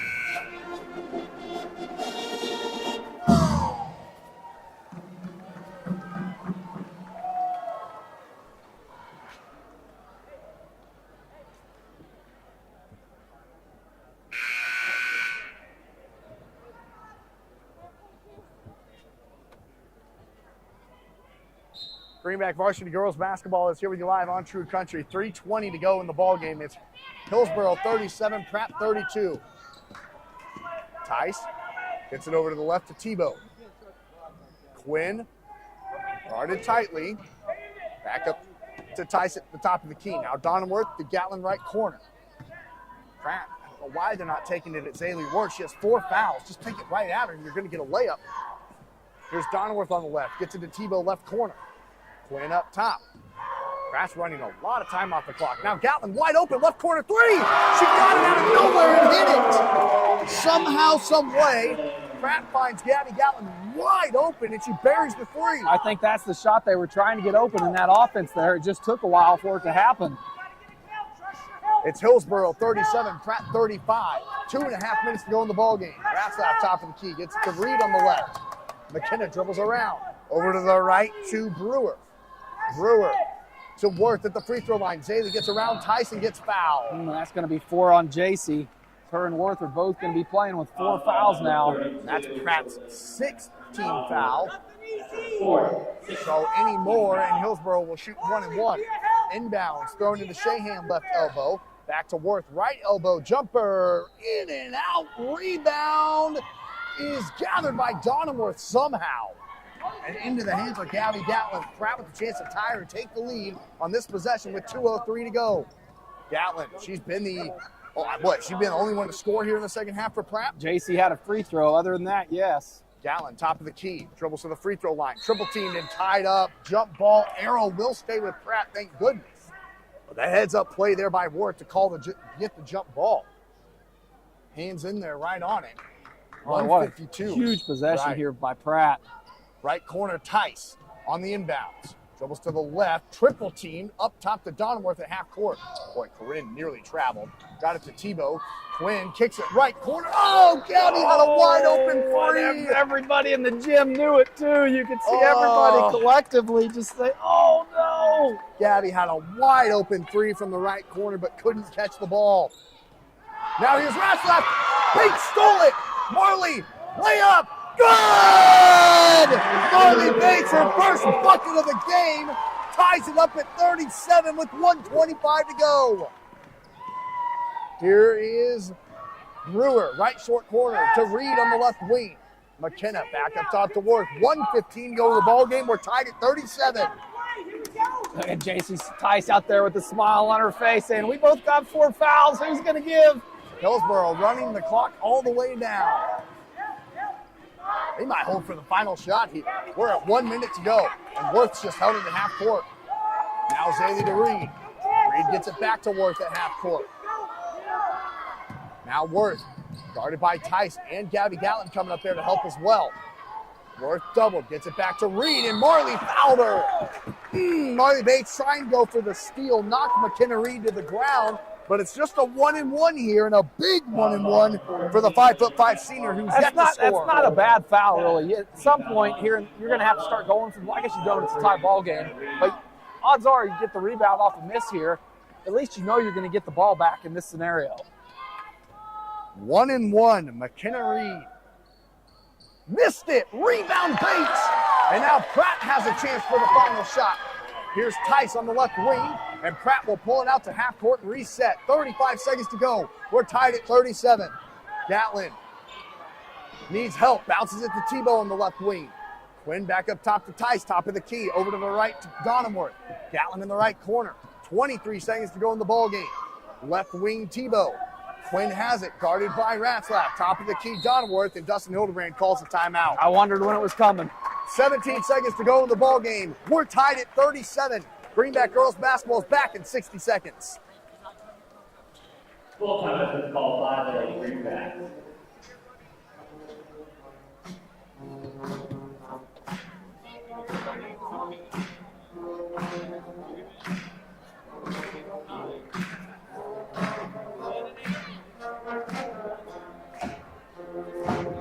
What do we draw up, and how fast do we try to score?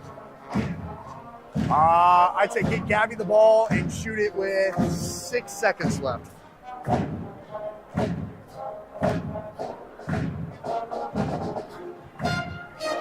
The trouble with that is I don't like our chances at a rebound. They outsize us. That's true. You know, I'd rather almost take the shot with no time left. That's a very good point. Because normally you would. You take it with 6, 7 seconds, give yourself a chance to come back. Right. But Hillsboro gets a rebound, calls timeout, and all of a sudden they've got 5 good seconds to. That's very true.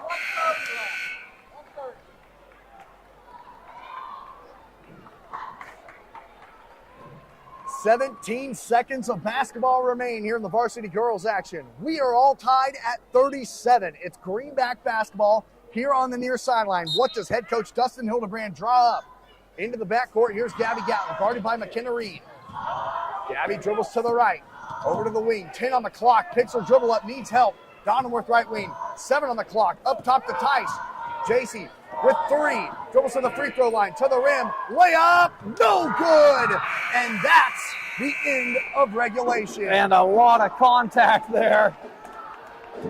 This has been the way this game has been called, and that is the end of regulation. And we have extra basketball, Cody. Yes, we do. We're tied at 37, 4 minutes of overtime put on the clock. We're back in 60 seconds.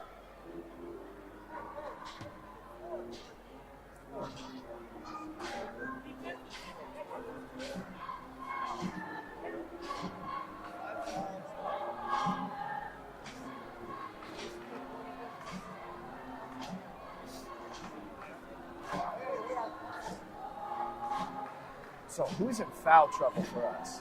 Marley and JC has JC. 3. Marley and Corinne both have 4. JC's got 4, Marley's got 4, Corinne's got 3. Okay.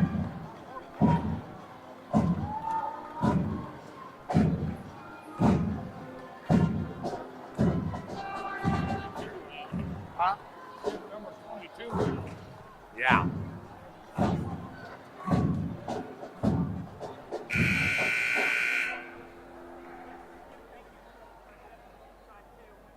Extra basketball here in the varsity girls action. We're tied at 37. 4 minutes of overtime. Pratt in the home white uniforms, green numbers, green Pratt across the chest. They'll be going left to right. Hillsboro in the road red uniforms, white Hillsboro across the chest, white numbers, and gold trim. Pratt will go left to right. Hillsboro right to left. We're tied at 37. Tebow and Shahan jump. Hillsboro wins it. And here come the Trojans. Worth has it at half court. Gets it over to the right to Reed. McKenna dribbles to the corner, back up top to Worth. Pratt still in the 2-3 zone here. Here's Ratzlaff. Gets it back to Reed on the right. McKenna up top. Worth has it. 3:40 to go in the overtime. Here's Worth. Gets into the lane. Layup. Oh, she missed it. Her best look of the night. She couldn't even get it to go. It goes off of Hillsboro out of bounds. That was. We haven't seen her miss a shot like that all night. She's close to the rim, and usually it's going down. You wonder when the fatigue factor starts to set in. We are only 4 games in here to the second semester, so you wonder when that will be a factor here tonight. Tice gets it to Tebow, up top to Donenworth. Corinne travel. Oh, yes, she did. How many turnovers is that now on Pratt? I don't know, but you can't afford just the 17. silly turnovers in overtime period here. Every possession counts so much. Right to left come the Trojans. Left wing Reed. Thought about the 3. Up top to Worth. Now back to the right to Ratzlaff. Worth has it. Top of the key. Still 2-3 zone here for the Greenbacks. 3:03 to go in overtime. Still tied at 37. Left corner Brewer has it. Brewer back up top to Worth. Now here's Reed. Back to Worth. And back to Ratzlaff. Now back to Worth, top of the key. Now Reed takes a screen to the top of the key. Dribbles all the way to the right. Now back to the left of Brewer. She thought about the 3. Up top to Worth again. Hillsboro really patient on their offensive possessions. Yeah, if the offense isn't created by Worth, Hillsboro really struggles to get something going. Here's Brewer in the left corner. Back up top to Worth. 2:26 to go fourth. Or overtime, I should say. Right corner, Reed has it. Reed back to Worth. Now to Brewer. Brewer back to the right to Ratzlaff. Now into the right short corner to Shahan. She'll dribble on Donenworth. Kick it to the left corner to Reed. McKenna to the free throw line. Kicks it out to Ratzlaff. Back up top to Worth. Worth to the free throw line. Goes 1-on-5. Missed the layup. Got her own rebound, though. But they call it travel because it was an air ball.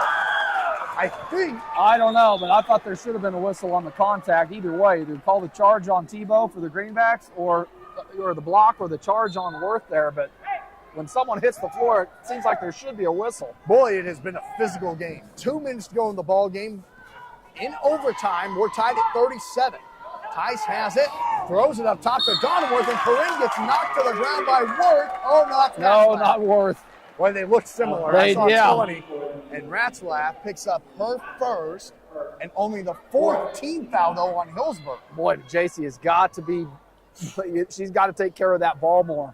1:50 to go in overtime. We are still tied at 37. Here's Bates at the free throw line, and she throws it away. Gosh, she just got rid of it too fast there. She kind of felt trouble collapsing around her and knew Gabby was out there somewhere and tried to kick it, but didn't look before she passed it. Number 18 for the Greenbacks turnovers. 1:40 to go in the ball game. Still tied at 37 here in overtime. It's been a defensive battle here. And Hillsboro has been able to run long, drawn-out possessions if they want to. Against this 2-3 zone. Worth has it at half court. Now back into the left corner to Reed. Now back to the right to Raslap. She'll try a three. Off the other side of the backboard, but it goes off the hands of Marley Bates out of bounds. Oh, we're getting the opportunities here. Those are so tough to rebound, though. You're playing it off the rim, and then when it doesn't hit the rim, it kind of catches you off guard, and that's exactly what happened to Marley. Here up top is Shahan, into the right corner to Ratzlaff. Ratzlaff back to Shahan. Tice took it. Tracy, left to right, layup. Good!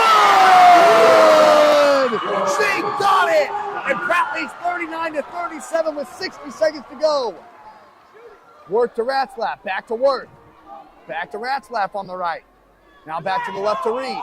Now to the left short corner, Brewer. Reed left corner. Now to Reed, left corner. She thought about the three, dribbles in. Top of the key, Ratzlaff. Now to the right to Shahan. She'll dribble in to the rim. Layup is good.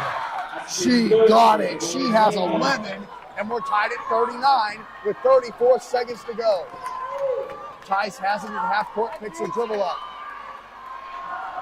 Now to Gatlin here at half court. 25 seconds to go in overtime. We're tied at 39. Boy, this crowd is ready to explode. You can feel it for both sides. Left wing Donworth, left corner Tebow. Quinn back to Corinne on the left. 13 on the clock. Back to Gatlin, left corner. Now Gabby back to Worth. Oh, Gabby traveled. She jumped looking to shoot, and at the last second tried to pass and turned it over. Yeah. 9 seconds to go in overtime. We're tied at 39. Greenback basketball's back in 30 seconds. Full timeout to call by the Lady Trojans. Oh, so close there. Waiting for the underneath guy to call it now. Call it now. 5 seconds.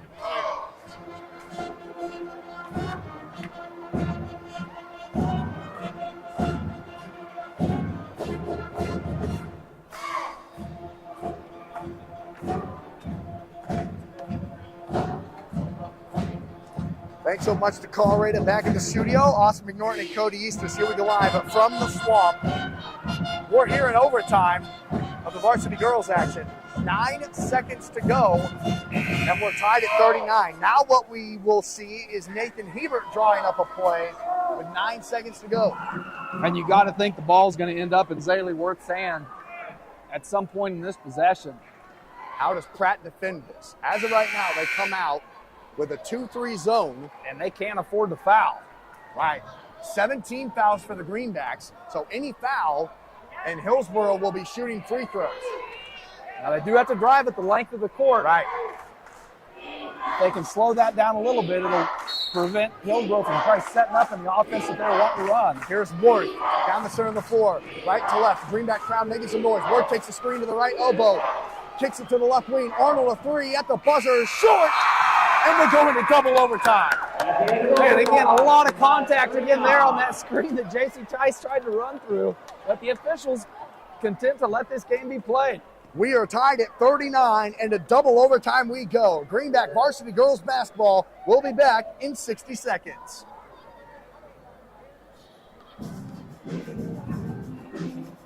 Running out of columns here. Oh, I think it's the first overtime I've ever nailed in my lifetime. Really? Yeah.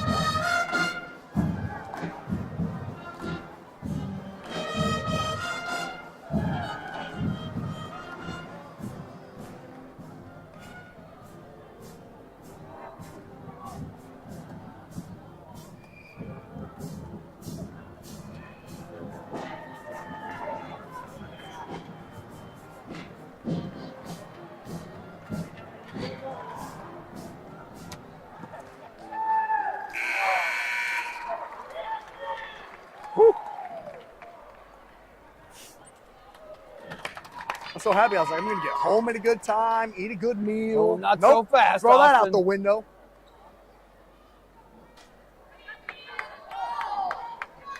Double overtime. It's like the Lakers and the Mavericks last night. Gosh, well, that was frustrating. I hope it's a different result. Double overtime here in the varsity girls action. We're tied at 39. Hillsboro wins the tip again. Pratt still in a 2-3 zone. We are tied at 39. Pratt trying to upset number 5 in Class 2A. And Worth gets to the rim and lays it in. She's got 23, and Hillsboro leads it 41-39 with 3:37 to go in double overtime. Donnerworth up top to Tice. JC back to Corinne on the left. Tebow left corner. Quinn up top to Tice. Now it's Hillsboro in a 2-3 zone. Quinn left corner, up top to Gatlin, top of the key. Gabby, she's made things go for the Greenbacks tonight. She's got 23. She has it at the top of the key. Dribbles to the left to Tebow. Quinn to the corner to Tice. JC up top to Gabby. Gabby over to the right to Donnerworth. Corinne dribbles in, gets it to the corner to Tebow. Back up top to Gatlin on the right. Gabby top of the key, back to Tice on the left. Now into the corner to Donnerworth. Corinne up top to Gatlin, top of the key. 2:58 to go here, double overtime. It's Hillsboro 41, Pratt 39. Greenback ball, trying to run some half-court offense. Left wing Donnerworth to Bates, back to Tice, back to Gatlin right wing. Had a shot, skipped it to Donnerworth left wing. Now Corinne back to Gabby on the right. Now back up top to Tice. Jason gets around the defender to Corinne. She dribbles baseline, gets to the base. Marley goes up and goes to the line to shoot 2. Who's that foul called on is the question. It looked like It's on Shea. Shea. That's only Hillsboro's 15th foul. Oh, they called that on Worth. Wait, who's not? They called that on. Oh, Bates got the first free throw. Wow, Austin, that foul. I thought he said 21.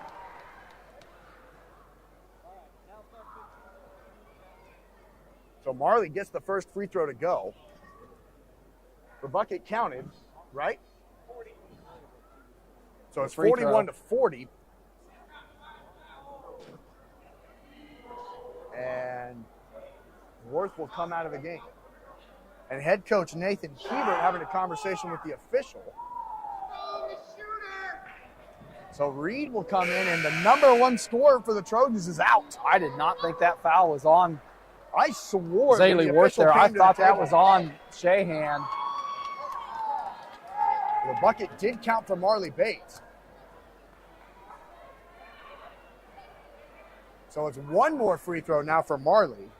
Believe it or not, is the best free throw shooter on the team for the Greenbacks. Not many At free throws 64%. over the last 2 games for the Greenbacks.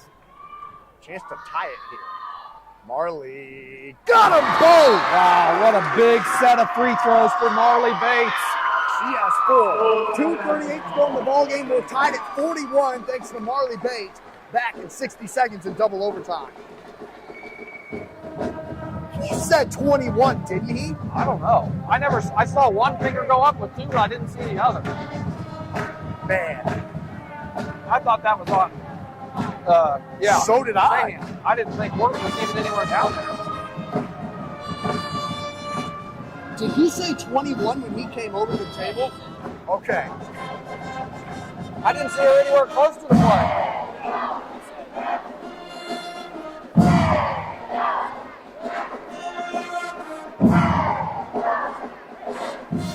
I'll take it. Yeah, It's huge. best call they've made all night. Gosh. How about Marley Bates, though? She hit the layup to tie it in regulation, Yep. and she hit the 2 free throws to tie it in double overtime.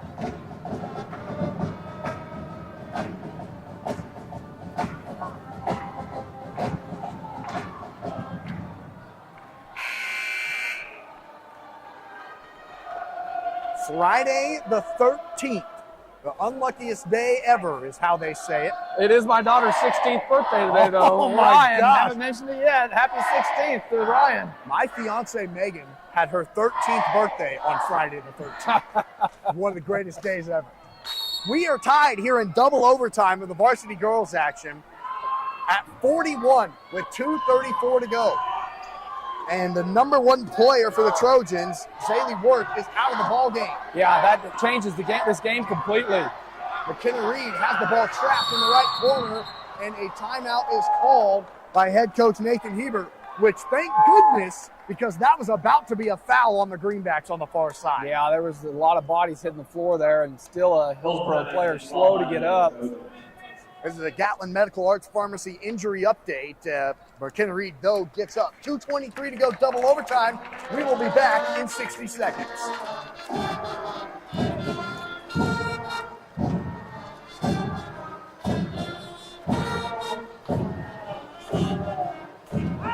Friday the 13th, 16th birthday. How about that? That's right.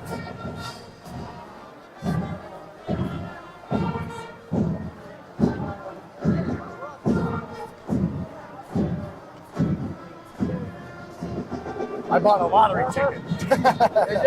1.35 billion. I mean, Well, good luck, you got sir. to, right? So when I win it, Cody, you and I, where are we going? Oh, I don't know. I get my choice. I'd have to think about that. I'm buying a private jet, That's what we all say. and then Me I'm and my going. buddies have had the same conversation. We're going. I don't know where we're going, but we're going somewhere. All right, I'm going to hold you to it.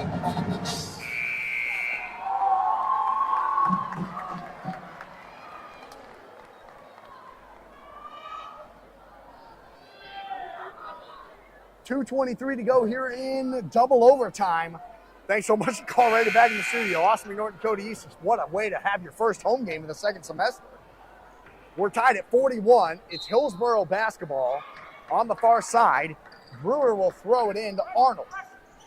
And Pratt now in a man-to-man defense without Zaley Worth in the ball game. Pratt switches the defense up. Here's Ratzlaff. She'll dribble left to right. To Brewer at the top of the key. Now to Reed. Reed into the lane. Floater. Good. Wow. McKenna Reed's first bucket of the game gives Hillsboro a 43-41 lead with 2 minutes to go in double overtime. Ties to Gatlin right wing. Hillsboro, though, still in a 2-3 zone. Donenworth left alone. 3. Oh! Corinne Donenworth, her first bucket of the night. It ain't how many you score, Austin. It's when you score them. Pratt leads 44-43 in double overtime with 1:40 to go. Here's Arnold to Brewer on the left wing. Brewer to the left corner to Reed. Throws it into Shahan. She's triple team. Ratzlaff, 3. Good. Oh, look at this offense we're seeing now from both teams. She has 6. And Hillsboro leads 46-44 with 1:20 to go in double overtime. Gatlin to Donenworth left wing. And just hit the 3 from there. Tice to Gatlin on the right wing. Gabby back to Corinne on the left. Throws it in down low. Kicked it out. Gatlin right wing. Dribbles to the free throw line. Her floater off the backboard. No. And the long rebound is not saved by Pratt. Was that off of Hillsboro? No, I think that went right off the backboard and then straight out of bounds. 60 seconds of basketball remaining. Now Hillsboro can run some clock up by 2. Ratzlaff up to Reed. Reed to Arnold on the left. Pratt probably has to think about fouling. With only 45 seconds left, down by 2. Here's Arnold at half court. And she gets fouled by Donenworth. Yeah, you can't afford to have JC Corinne commit just the foul fouled out. there. I believe Corinne's got 4. Well, we'll see. I think that's Oh, I thought you were right, but it. Oh, that is her. I thought that was her 4. No, that's what puts her out of the game. Hope Hughes comes in, and it's a huge 1-and-1 here for Corey Arnold, the 5'4" senior, trying to give Hillsboro a potential 2-possession lead here, which would be massive. Got the first. She's got 3. Big bucket. Her only points of the night have came at the free throw line. That's her 3rd point tonight, but none bigger than that one. This one would be huge to go up by 2 possessions. 41 seconds to go, double overtime. And it is good. She has 4. And Hillsboro leads 48-44 with 39 seconds left in double overtime. And Dustin Hildebrand calls a timeout. 37 seconds to go, double overtime. Hillsboro 48, Pratt 44. Back in 60 seconds. Man. Shoot. It ain't over. It's true. Crazier things have happened.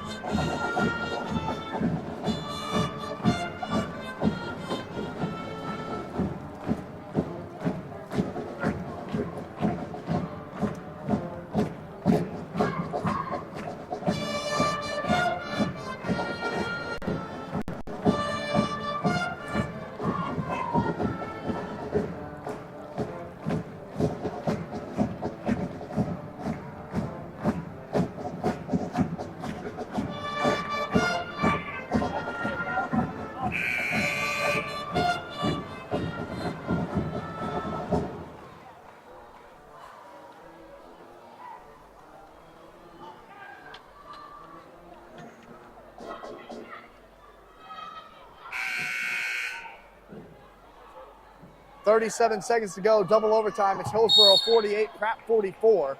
Inbounds thrown out top to Tebow at half court. Now back to Tice. Back to Gatlin on the right wing. Gabby over to Tebow. Pratt running a lot of clock here. Back to Gatlin, right corner, left alone, 3 on the way. Hey, she got it! She's got 26, and Hillsboro leads 48 to 47 with 19 seconds to go, and Reed just got fouled. And I believe they might have got JC on that. It is on Tice. Pratt's 9th team foul and her 4th. I believe that's it. Well, I've got the fouls all backwards. I thought JC was playing with 5 this whole time, or 4 this whole time. Just a 1-and-1 here, though, from McKenna Reed. In regulation, she missed her 1-and-1 opportunity. This one's also no good. Long rebound. It's won by Hughes. 15 seconds to go. Left to right. Hughes takes it, and Dustin Hildebrand calls a timeout. 12 seconds to go in the ball game. It's Hillsboro 48, Pratt 47. Back in 30 seconds.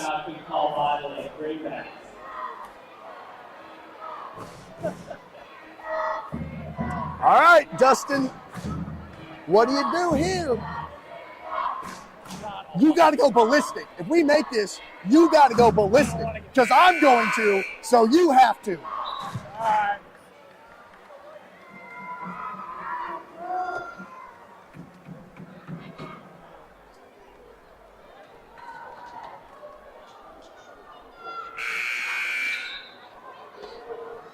Talk about being on the edge of your seat here on Friday the 13th.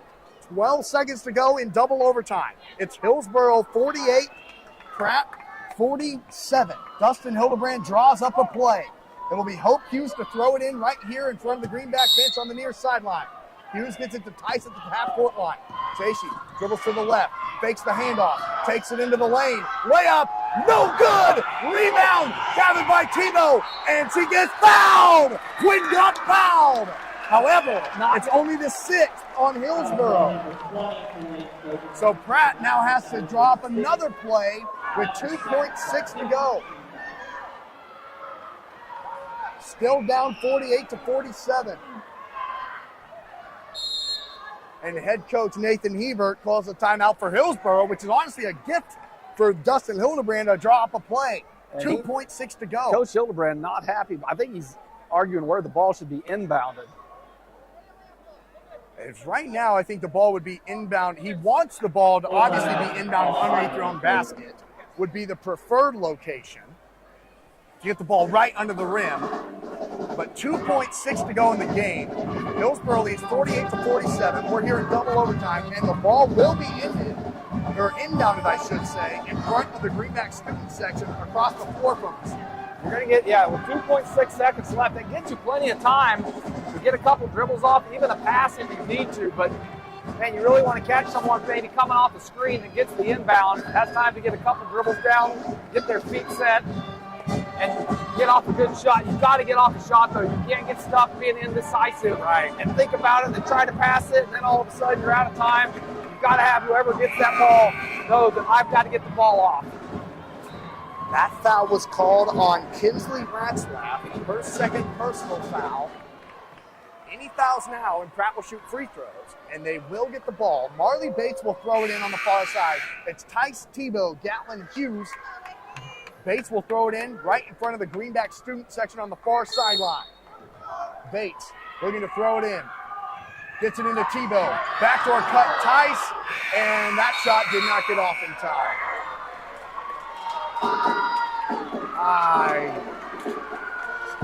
Hillsboro escapes with the victory. Final score, 48-47. Greenbacks fall to 5-5 on the year. Hillsboro improves to 8-1 with a 48-47 win in double overtime. Greenback basketball, it's time for the Pratt Regional Medical Center postgame show, and we will be back in 2 minutes.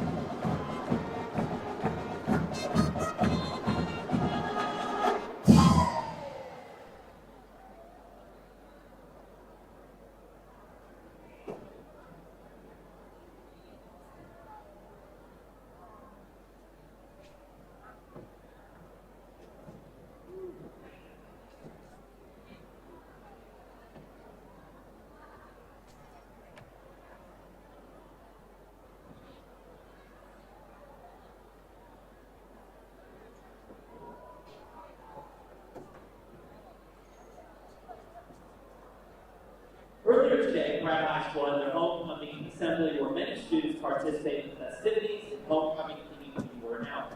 Pep Club chose Jack Pop for their homecoming theme. Students participated in many days of dressing up for Spirit Week, and each class is tasked with decorating a totem pole for the cops to show off their homecoming spirit. The totem poles were judged this week, and the winners were the seniors in the class of 2023. Congratulations to our seniors.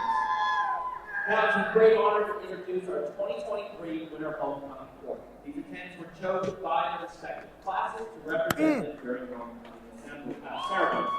Your freshman attendants, of course, were Azul Juarez and Luke Gatlin. Azul is the daughter of Adrian Alvarado and Jesus Juarez. She's involved in tennis, wrestling, track, and choir. Azul is escorted by Luke Gatlin. He's the son of Terry and Michelle Gatlin. Luke is involved in football, basketball, baseball, and choir. Your freshman attendant. Final score and welcome into the Pratt Regional Medical Center postgame show here on True Country. Our sophomore attendant. At Pratt Regional Medical Center, we are simply the best. Number 5 Hillsboro improves to 8-1 by defeating your now 5-5 Pratt Greenbacks in double overtime, 48-47. Oh, Cody, that's a heartbreaker. What a game. What a game. What a game.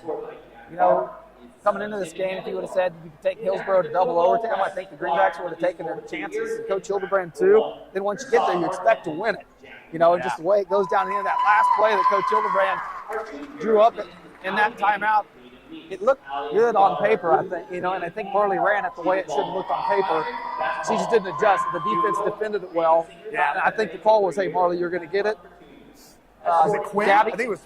Gabby's going to be cutting and you hit her, and she just reacted. She didn't even look to see the defender was right on Gabby's hip, and instead of kind of adjusting a little bit, it was so quick, bang, bang, and we said that going into that play. You got to be decisive with that ball once you get it in your hands, and just that indecisiveness, man, it came back to haunt him there, but what a great game. Gabby Gatlin has her best performance of the season, 26 points for her. And as she has to come out to half court now and put a smile on her face as she is one of the queen attendants here. What a tough thing to do. My gosh, yeah, here they're announcing the homecoming candidates, and just falling by 1 in double overtime, having to go out there, and oh boy, couldn't be me. That'd be tough. But what a performance by her, and how big was this for the Greenbacks to come back after literally only scoring 4 points in the last 3 quarters to scoring 47 tonight and having a chance to knock off number 5 in the state. Yeah, I thought the adjustments that Coach Hildebrand made, you know, it sounded like he made some this week with their offense, and I think it really paid off there. We saw the Greenbacks come out and really able to do a lot more things on the offensive end, able to get some shots to drop from the outside, but able to get some points on the inside, which was lacking this last game. So nice to see them cut into the bucket, get the ball in low. And yeah, we say it every time. Gabby started off early, and she did tonight. You know, she started off with 7 points in the first quarter and just never stopped from there. Pratt falls here to number 5 Hillsboro, 48-47. As we'll be back in 2 minutes. You're tuned into the Pratt Regional Medical Center postgame show here on True Country. That's my youngest boy. What's that? That's Baker, my boy. I like it. I like the shoes a lot. Those are sweet. He's rocking. Our royal pages, Baker and Hannah. And now your 2023 homecoming king and queen, Easton Rector and Jaden Thompson.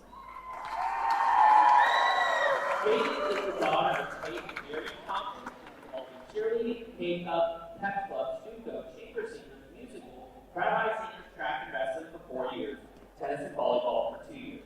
Jaden is being escorted by Easton Rector. He's the son of Tim and Melissa Rector. Easton's involved in football for 4 years, FFA, track, NHS, Pratt High Seniors for 3 years, FBLA and wrestling for 2 years. Your homecoming king and queen, Easton and Jaden.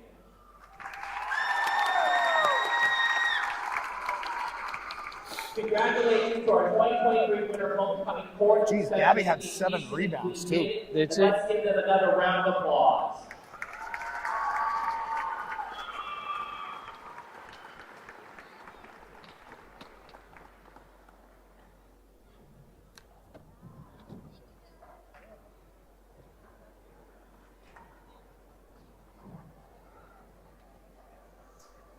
Oh, dang it. What a good game.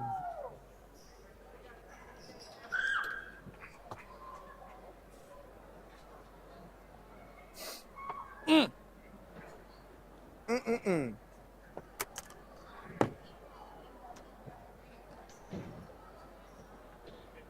let's see if we get that exciting a game out of the boys now. I hope. I hope.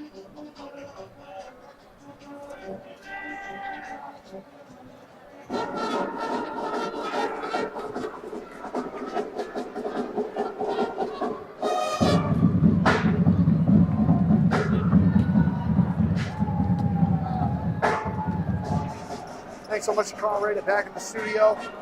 Also been going to Cody Easton, here with you live on the Pratt Regional Medical Center postgame show. Varsity girls action has come to a conclusion in double overtime. It's Hillsboro 48 and Pratt 47. What a game is kind of the initial thoughts. Pratt has an opportunity to win it at the buzzer. They drew up a great play on a fake dribble handoff by JC Tyson. She gets fouled. They reset, it's only the 16th foul on Hillsboro. They have to drop an inbound play on the far side. Harley Bates throws it into Quinn Tebow, who looks for a backdoor cutting JC Tice. The ball gets tipped, and Pratt not really able to even get a shot off. I mean, she got a look at the right corner of the buzzer, but I don't think it got off in time before the buzzer sounded. But with only 2.6 to work, that's a tough play. You usually get one chance at it with that little time left. Any kind of tip pass, any kind of anything affects a play like that, and it did. It definitely did in that situation. Kingsley Ratzlaff, she was the one who got her hands on the pass.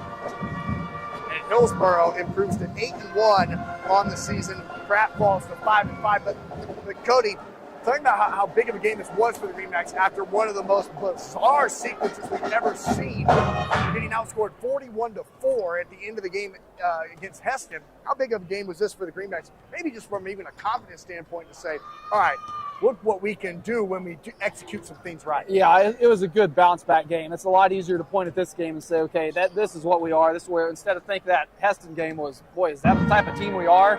I think that was an anomaly. After the way they came out and played tonight, I think you can put that game behind you and say, guys, this is the type of team we are and the way we should be playing each night. Let's go ahead and look at some stats here tonight for the Greenbacks, or first for the Trojans, some team stats. They had 12 turnovers, they had 1 block, 3 assists, 5 steals, they had 15 offensive rebounds, 3 of those being offensive rebounds, and they were 12 for 19 at the free throw line. Big difference there for the Trojans tonight, where Pratt was only 5 of 7 from the free throw line tonight. Pratt, though, they had 25 rebounds, 9 of those being offensive rebounds. They had 3 steals, 15 assists tonight for the Greenbacks. However, they had 19 turnovers. There's another big stat to look at. Gabby Gatlin led the way for the Greenbacks, 26 points, but she also had 7 rebounds and an assist. It was 23 points for Zaylee Ward, who also had 8 rebounds, 2 steals, and a block for her tonight. What a performance by each of them, and what a game for the Greenbacks. Looking at some of the stats there, how big of a game do you think that was for Gabby Gatlin? She had 9 points in the first quarter, which eclipsed her total. That's supposed to be scored all season. Yeah, Gabby had a great game. She really came out, got things going early, and kept going from there. A big 3 there at the end. And sometimes homecoming week can be distracting, especially all the things that she was involved with today, being one of the candidates up there. Those kids didn't hardly get a chance to leave school, come back, show up for the game, and has one of the best performances of the season, if not her career. Absolutely. Yes. Once again, it's Hillsboro 48, Pratt 47. The Greenbacks fall here in double overtime. We'll take another 2-minute break here on the Pratt Regional Medical Center postgame show, and when we come back, we'll talk to Dustin Hildebrand.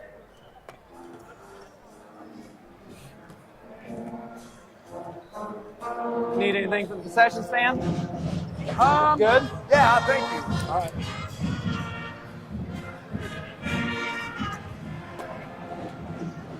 Hey, Coach. Thanks.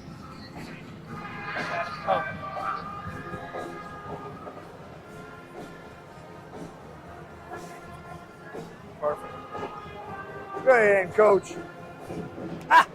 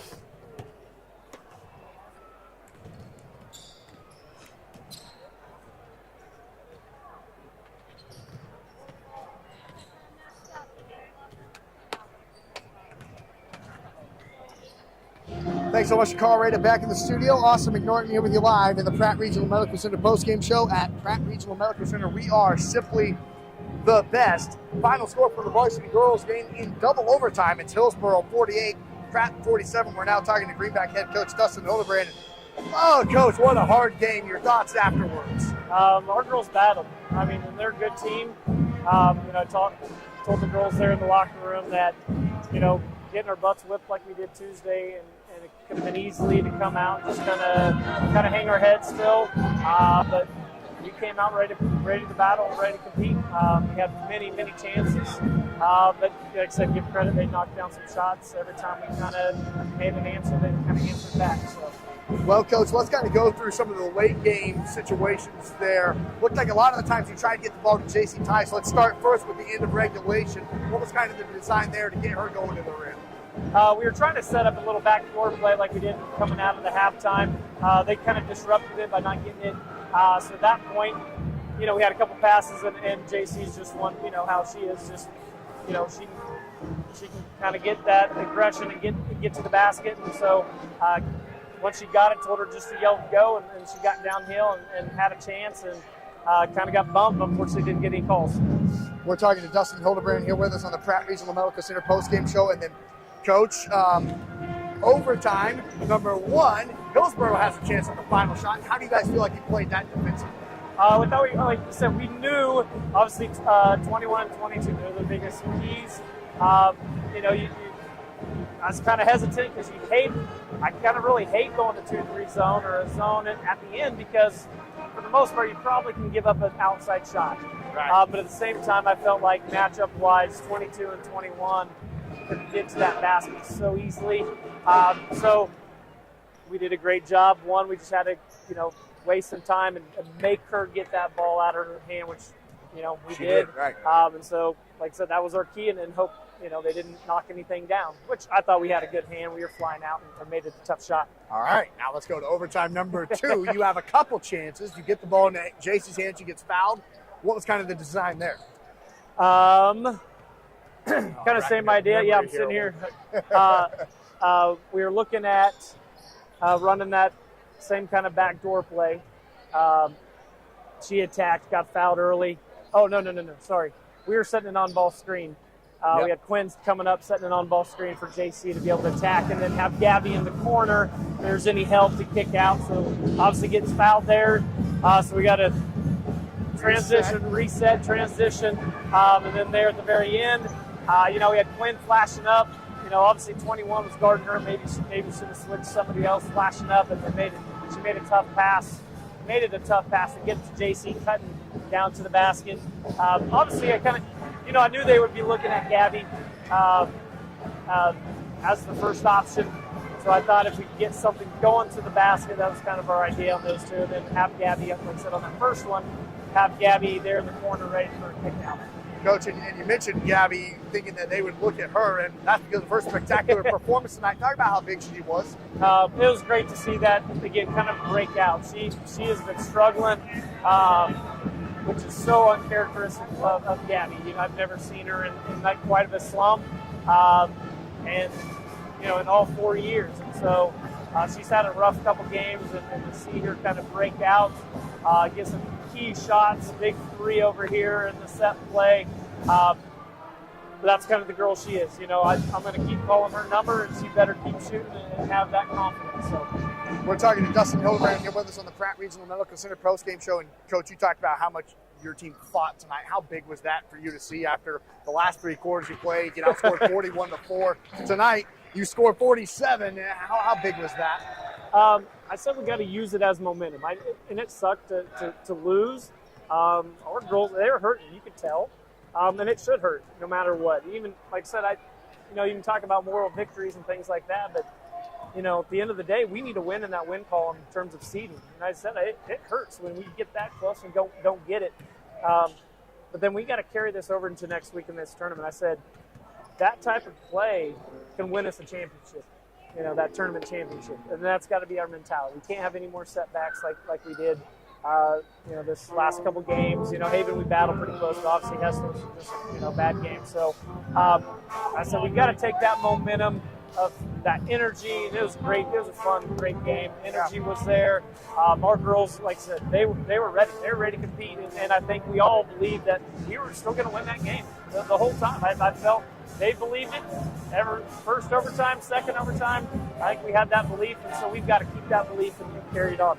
Talking about how big the crowd was tonight for you as well. Oh, it was great. It was great to be back, and it felt like, I mean, finally hear some good energy and noise from the crowd when I feel like I forgot what it sounded like. So it was great atmosphere. It was a fun, like I said, it was a fun game to coach, be a part of, and unfortunately just didn't come out on top. Coach, appreciate your time, and we'll talk to you next week in Boyington. All right, thank you. That's Dustin Hildebrand here with us on the Pratt Regional Medical Center postgame show. We'll be back in 2 minutes getting you set for varsity boys action coming up next.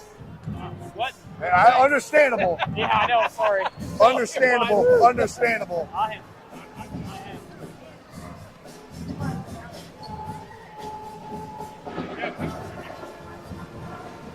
Tyler, you got a towel down there? Yeah, that's Hildebrand for 20 years.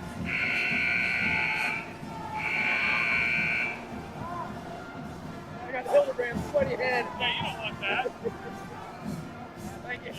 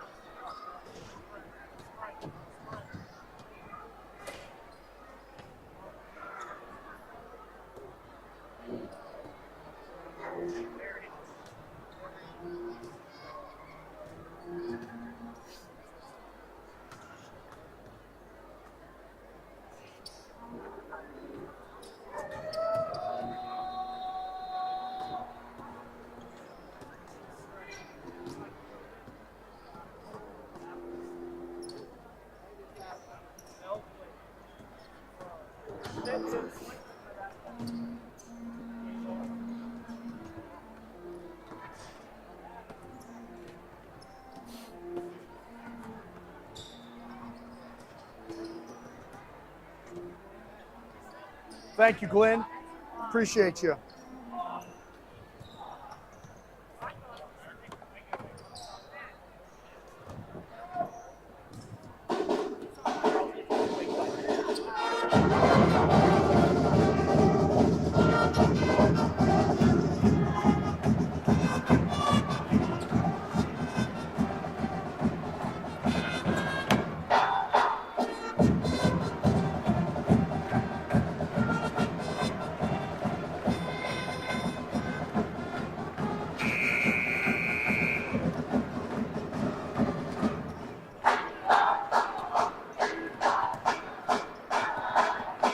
Thanks so much for calling. Right back in the studio. Austin McGorn and Cody Easton here with you live in the Pratt Regional Medical Center postgame show. Double overtime for the varsity girls action.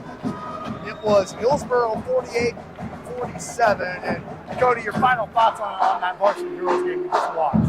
What a great game to watch for the first opener of the 2023 season here for the Greenbacks. Would have liked the result to be a little different, but man, you can't get more of an exciting ball game than that to kick off the season here for 2023. That'll wrap it up here in the Pratt Regional Medical Center postgame show. It's Hillsboro 48, Pratt 47. Varsity boys action coming up next here on Truth Country. As we step away, it'll be the 3 and 5 Trojans being hosted by your 5 and 4 Pratt Greenbacks. Should be fun tonight, no doubt.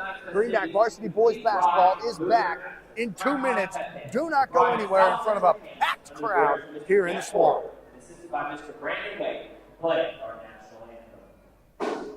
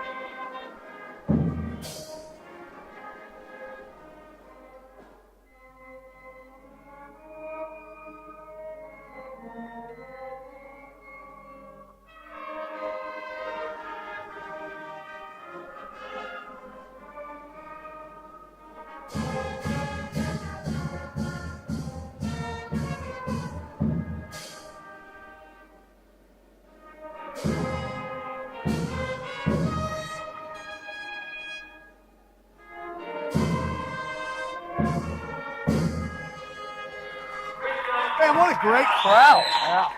Big crowd. Packed in here. Big crowd. Yeah. Are expected to assist the promotion and achieve the good sportsmanship.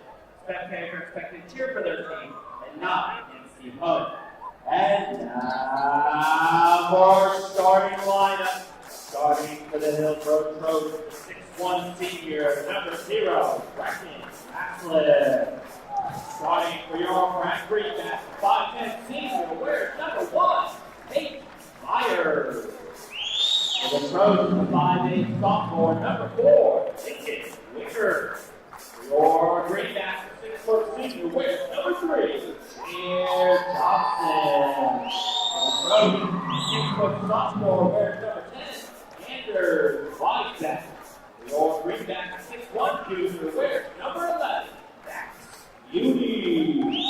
For the Trojans, the 6'2" senior, number 11, Nick Smith. For your Greenback, 6'3" Usually it's halftime by now.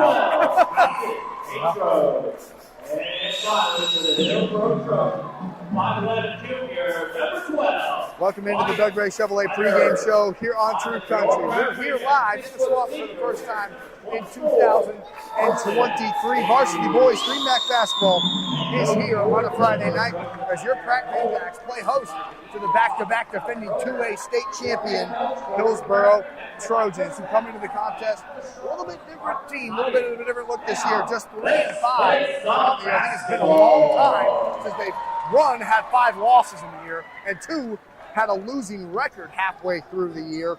But Pratt just 5-4 on the year after their loss at Heston on Tuesday night, 63-50. It'll be Tate Myers, Jared Johnson, Max Uni, Justice Tatro, Carson Hamey on the floor for the Greenbacks. Brecken Ratzlaff, he's the man for the Trojans this year. Lincoln Wickert, Anders Weisbeck, Nick Smith, and Wyatt Flinner all on the floor for Hillsboro, who comes out in their road red uniforms, gold numbers, gold trim, and gold Hillsboro across the chest. Pratt in their home white uniforms for the first time in 2023. Green numbers, gold trim, and green Greenbacks across the chest.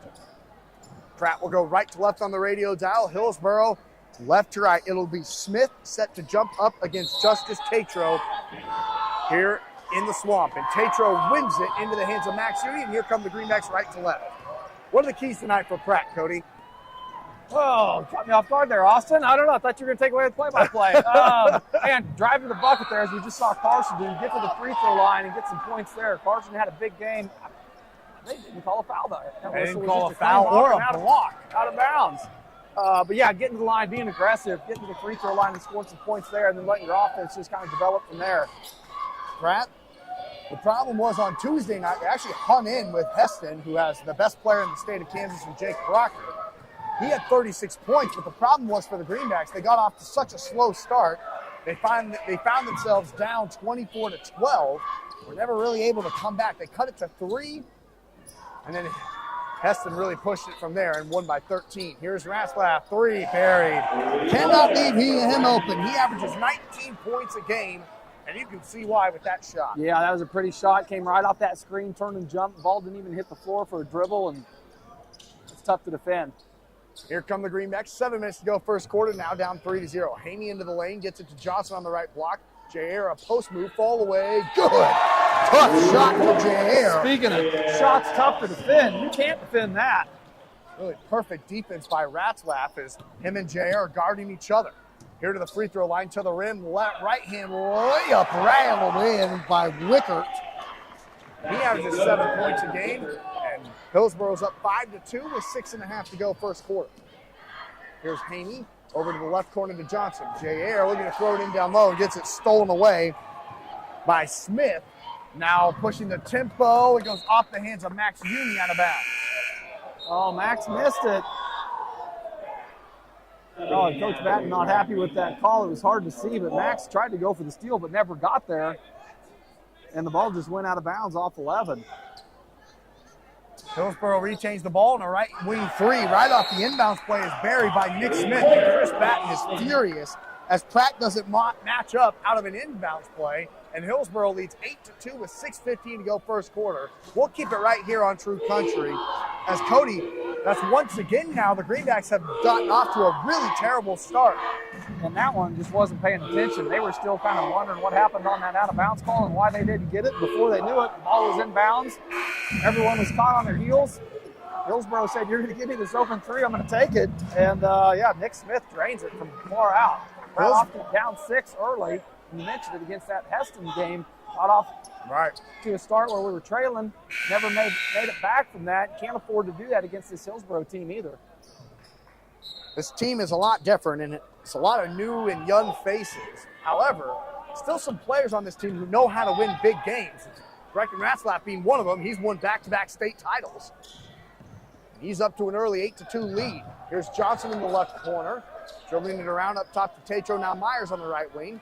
Tate behind the back, up top to Morrell, who's into the ballgame. Arley to the rim, and a charge is called. He ran right over Ratzlaff. Yeah, Arley's he's got to learn from that and know that, and he's set there. You can't just go up and over everybody. You can do that in middle school, but in high school, these guys are going to stand in there and take that charge. His first personal foul and Pratt's first team foul here with 5:50 to go in the first quarter. Here is at the top of the key, Plinner. He'll kick it to Ratzlaff right wing. Guarded by Johnson tightly. Little jab step. Now dribbles to his left and back out top to the top of the key to Smith. Smith to the free throw line to Weisbeck. Now back to Ratzlaff right wing. He'll try a deep three and miss it off the bottom of the backboard. Weisbeck, put back no. Rebound. It goes off the hands of Hillsboro out of bounds. Ratzlaff was the one who came in there and got that rebound off the Weisbeck. I think he was flying in from knowing that his three-pointer was so short it ended up being an air ball, so he was already on his way to the bucket knowing that ball was coming up short. 5:25 to go first quarter. Pratt needs a bucket here, down 8-2 early. Johnson across the frog, right to left. Gets it over to Morrell, right wing. Arley up top to Tatro. Justice, backdoor cut. Johnson, layup is blocked by Ratzlaff, and the ball will go off the hands of Tate Myers out of bounds on the rebound. What a play. Brecken Ratzlaff baited Jared Johnson on that one. I think he did. He literally let him go, said, "I'm going to get a block." Yeah.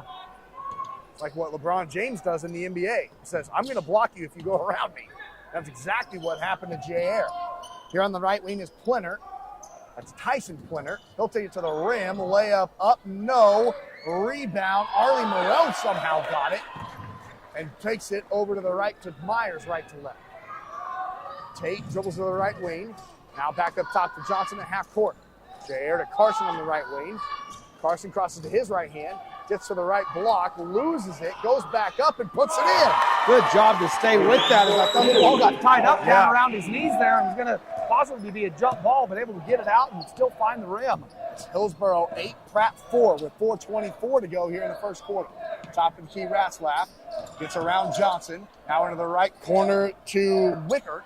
Wickert back to Ratzlaff. He'll take a screen to the left. Now dribbles back to the right. Steps back. Top of the key. Dribbling into the lane. Leaves it, and the layup is no good. Good defense from Morrell. Rebound. Putback is good by Plinner. And Hillsboro leads 10-4 with 4 minutes to go first quarter. Johnson down the near side, right to left. Takes it over to Myers on the right wing. Tate up top to Haney. Now to Morrell left wing. Tatro left corner. Justice, he'll dribble baseline.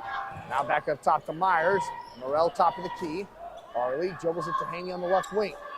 Carson a little jab step. Behind the back now to the lane. Layup is short, and the rebound gathered by Plinner. Plinner it over to Ratzlaff far side. Brecken lobs it over to the right corner to Plinner. And he'll get it back up top. Now Brecken left alone, gets around Myers to the free throw line, throws it in down low, and the left-hand layup is put up and in by Weisbeck. No look pass there by Ratzlaff. And Hillsboro again leads 12-4 with 3:12 to go here in the first quarter. Johnson down the near side, right to left. Buckets have been tough to come by right now. Right side Haney to Morrell in the right corner. Arley throws it out to half court, and that's a Greenback turnover. Carson, Chris Batten is furious. Yeah, Carson thought someone was behind him at the top of the key there to set the offense up and just let the ball go by him with nobody there to catch it. Greenbacks. Boy, Pratt has just back-to-back games now. They have really struggled in the first quarter. You get down against good teams, it's so hard to come back, especially with elite scorers like we saw Jake Proctor and now Brecken Raslap for Hillsboro. Here on the right elbow, the ball is stripped and tied up, and the arrow will stay with Hillsboro as Noah Riley checked into the game and immediately made an impact again, diving on the floor. That's his MO. Check. He knows I don't get in the game very often. When I do, I'm going to make an impact, whether it's a quick three or a defensive play like that. I like it. Here on the right block, fall away jump shot's no good that time by Smith. Rebound Uni, now to Johnson. J.R. skips it to the corner to Haney. He'll try a three and got it to go. 5 for Carson Haney, and Hillsboro leads 12-7 with 2.5 to go first quarter. Raslap, NBA three, in and out. Rebound. I think a foul was called on Hillsboro's winner as Noah Riley was boxing out. Rare miss there by Raslap, and I don't know how it didn't go in, honestly. No, it was a good-looking shot from our end. Did you notice that last time down the court, Austin? I've noticed it in the girls' game, too. I was starting to hear Wolf coming from the benches. I think we started something here for the Greenbacks. They were all yelling it. It's the move. Haney again gets fouled on a three, and will go to the line to shoot three as Tyson Plemont ran into it. Maybe sold it a little bit, but he got hit. Sometimes you have to. He did get hit. I don't know if it was a hit strong enough to knock him to the ground, but he fell to the ground, which Billy Watson, the official, called it, and it's 3 free throws for Haney, who makes the first. Carson, the best free throw shooter on the team for the Greenbacks, a 74% foul shot. Pratt just as a team, though, just 61% as a team. Haney gets 2 of 2. Now checking in is Lincoln Wickert for Hillsboro, and Tatro and Myers back in the game for the Greenbacks, replacing Johnson and Morrell. 2:12 to go first quarter. Carson Haney trying to make it a 2-point game here.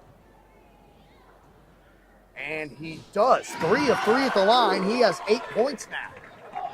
2:10 to go first quarter. You see how the Greenbacks match up against Ratzliff with J.R. out of the game. Looks like Noah Riley is tasked with the assignment here.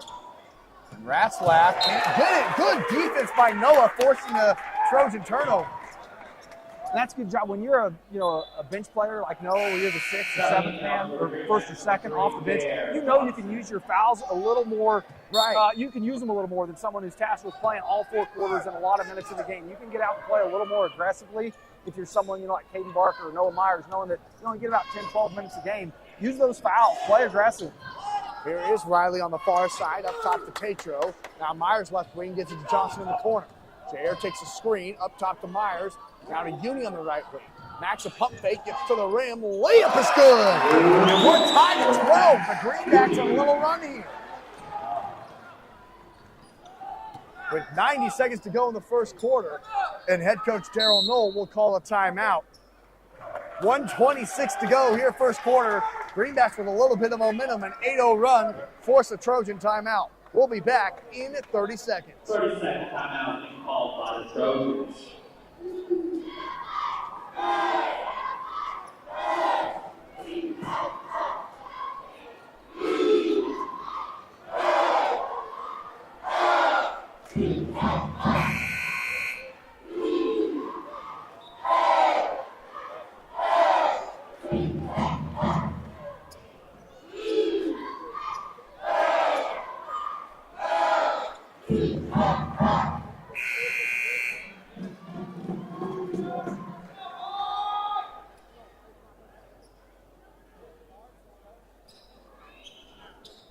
One minute, 26 seconds to go here in the first quarter. We're tied at 12 between the Greenbacks and the Trojans in the Central Kansas League Varsity Boys matchup.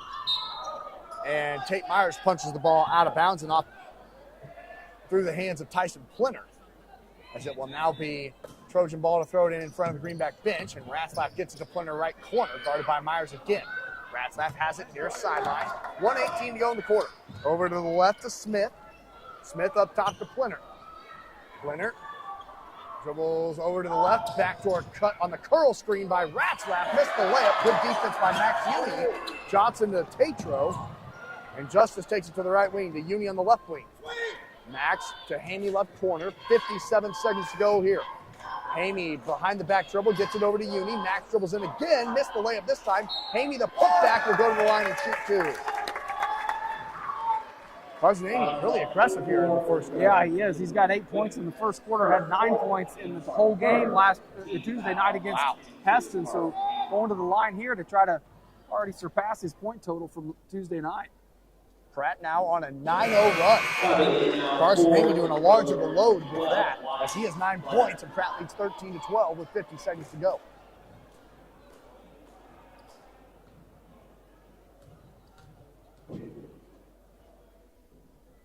And the second one is good as well. He has 10. And Pratt now leads 14-12 with 47 seconds to go here in the first quarter. Hillsboro has it on the near side. Gets it up top to Plinert. Over to the left to Smith. Smith up to the top of the key to Wickert. Wickert right wing to Plinert. Back up top to Ratzlaff, and it's thrown out of bounds. And the Greenbacks and the bench, everybody fired up with this run they're going on here. Right now it's a 10-0 run with 31 seconds to go in the quarter, and Pratt likely holding for the final shot up by 2. Johnson at half court, gets it over to the left to Tatro. Justice up top to Uni. Max down low to Tatro. Justice has it, goes up and missed the layup. Fighting for his own rebound, he got it and laid it in. What a great second effort by Justice to fight for that ball and get it back up. 9 seconds to go. Here is Ratzlaff. Elbow jumper blocked. Got it back and is fouled by Jared Johnson on the putback. This could potentially stop a 12-0 Greenback run. And Ratzlaff will go to the line and shoot 2 as his foot was on the line at the top of the key. And I'm guessing he's probably a pretty efficient free throw shooter with his shot. Yes. He got the first. It barely moved the net. How about Tate Myers blocking his first shot from the right elbow? However, he stayed with it and then drew the foul on Johnson. His first and Pratt's second. And he got them both. He has 5. He comes out of the game here to get a little bit of an extra break before the end of the first quarter. And the ball's thrown into Johnson. Half-court heave is no good.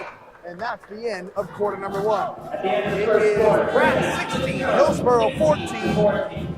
We'll be back in 60 seconds. Stack Cup competition during halftime. Please report to the main entrance of the gym. All competitors for the Stack Cup competition, please report to the entrance of the gym. Thank you.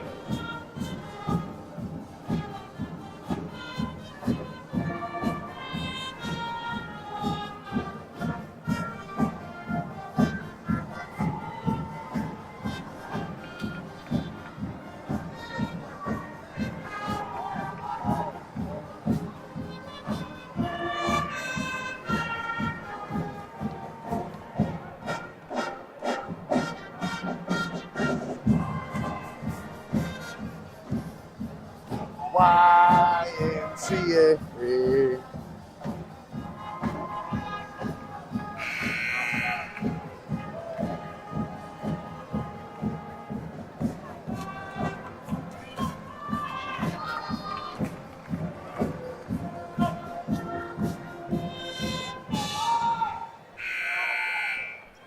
8 minutes of basketball remain here in the first half. Varsity boys action. It's Pratt 16, Hillsboro 14. And it will be Greenback basketball to start out quarter number 2. Carson Amy leading the way for Pratt with 10 points. Hillsboro spreading a lot of the scoring around. But it's Ratzlaff leading the way with 5.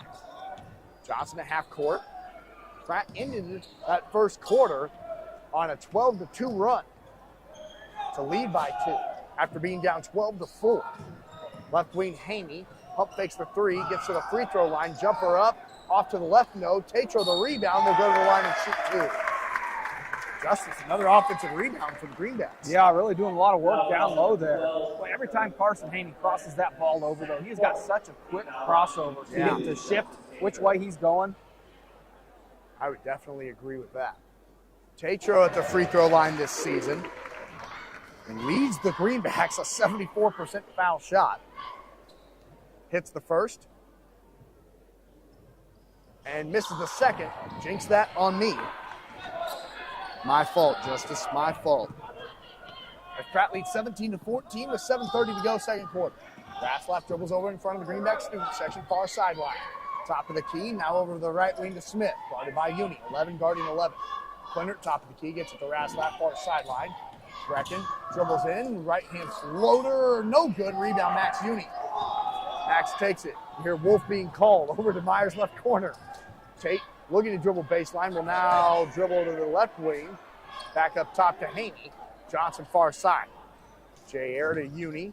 Max dribbles to his left, and an illegal screen. Oh, foul call on Hillsboro. I thought they got justice for an illegal screen, but it's called on Wyatt Plymouth for Hillsboro. That's his third foul. And Hillsboro's fifth team foul.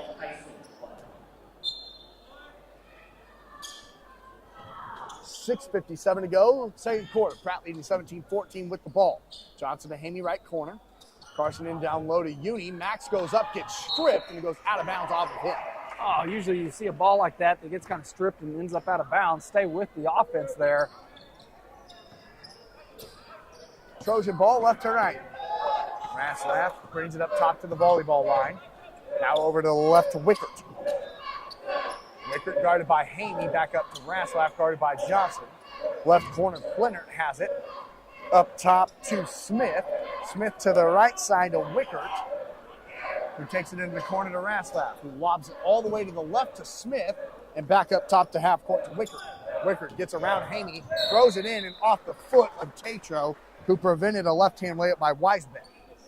Nice heads-up play by Justice to kick that one away. Yeah, even if it resets, the possession there with the ball off the foot, that prevents, like you said, an easy bucket to the lane. Inbounds pass. Raslap throws it out to the left wing to Plinter and gets it back. Pump fakes the three. Now back up top to Wickert. Wickert over to the right side to Smith. Smith back up top. Now over to the right to Plinter, guarded by Myers tightly. Now backdoor cut. Plinter throws it away. Haney, 2-on-1 opportunity. Carson takes it himself and travels before the layup. Probably should have passed that one off to Tate Myers, but didn't.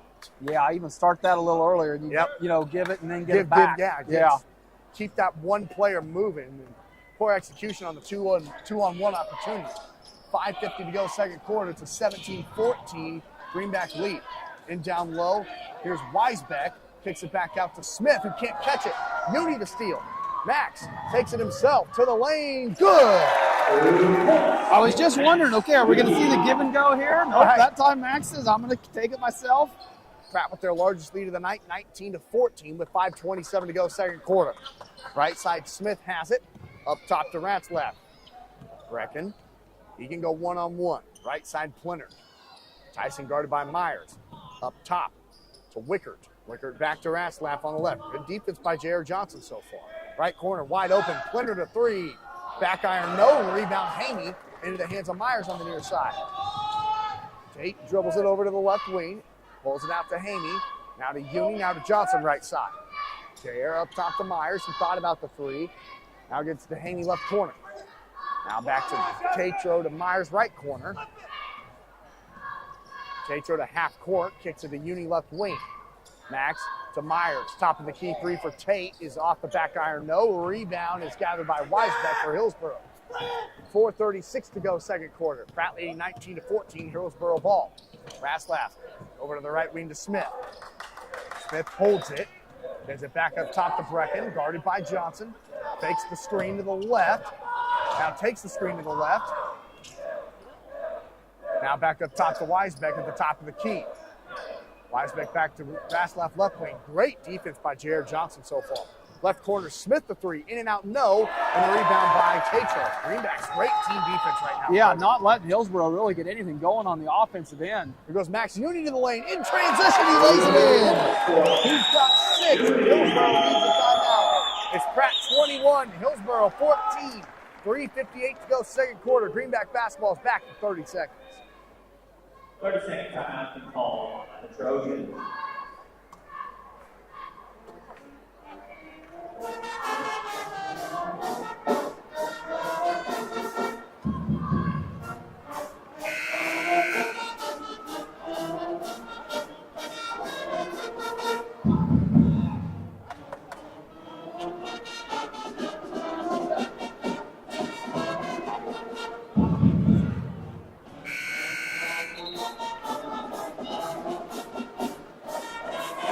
saw this question pop up on Twitter. How do you make a peanut butter and jelly sandwich? Do you put peanut butter on one slice and jelly on the other slice? Or do you go peanut butter on both slices and jelly on both slices? No, peanut butter on one slice, jelly on the other. Clean off the knife. Oh, you with use the bread. same knife with. Okay. Do the peanut butter. Use the clean bread to clean it off before you go to the jelly, and then put it together for a sandwich of greatness. It is a sandwich of greatness. I mean, it's probably undefeated. 3:44 to go here, second quarter. Here's Ratzlaff on the right wing for Hillsboro after the timeout. Pratt leads 21-14 against the back-to-back defending 2A state champions. Hillsboro team a lot different this year. They're 3-5 right now on the year. But don't count them out. They know how to win ball games. They haven't lost a lot of them in the last 2 years. Here's Ratzlaff, wide open, right wing three. A rare miss for Brecken in the rebound by Tatro. Chris Batten was about to blow a gasket. Yes, he was. He It's got not open. very often you leave him open like that and him miss a shot. Here goes Hamey to the rim. Lives it down low for Morrell, who puts it in. Nice pass by Carson. And the Greenbacks right now on an incredible 19-2 run. They were down 12-4. And now down on the other end, Lincoln Wickard is fouled from behind.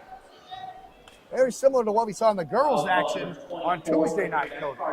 Well, if the results the same way, we'll a take it. similar result, absolutely. Wickard at the free throw line to shoot 2. 7 points, 3 rebounds a game. His first free throw is off the back iron, too strong. Uni and Barker into the ball game for the Greenbacks. Replaces Tatro, and I think Myers came out. I didn't see him come out. And the second free throw rattles in that time. So he's got 3. And Pratt leads 23-15 with 2:56 to go here in the second quarter. Left wing 3. Max Uni hit it. I'm not gonna lie, I had my fingers crossed while that one left his hand, thinking, I don't know if Max is really want taking that 3. Block. 26-15, and down on the other end, Hillsboro scores. Max Uni has 9, and I think that was Beavers that time who just checked into the game. His first bucket. He only averages 1 point a game. But Bradley's 26-17 with 2:42 to go here in the second quarter. And has the basketball underneath their own rim. Left side of the rim, Johnson will throw it. Jared gets it to Haney, left corner. Now in down low to Morrell. Arley goes up and puts it in over the defender. Wow, really taking advantage of the size difference there. Arley able to get up and above the outreach hand. It's Pratt 28, Hillsboro 17, 2:25 to go second quarter.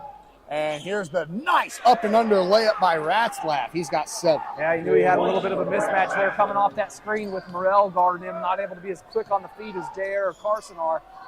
Now Hillsboro in a 2-3 zone here defensively. How do the Greenbacks attack it?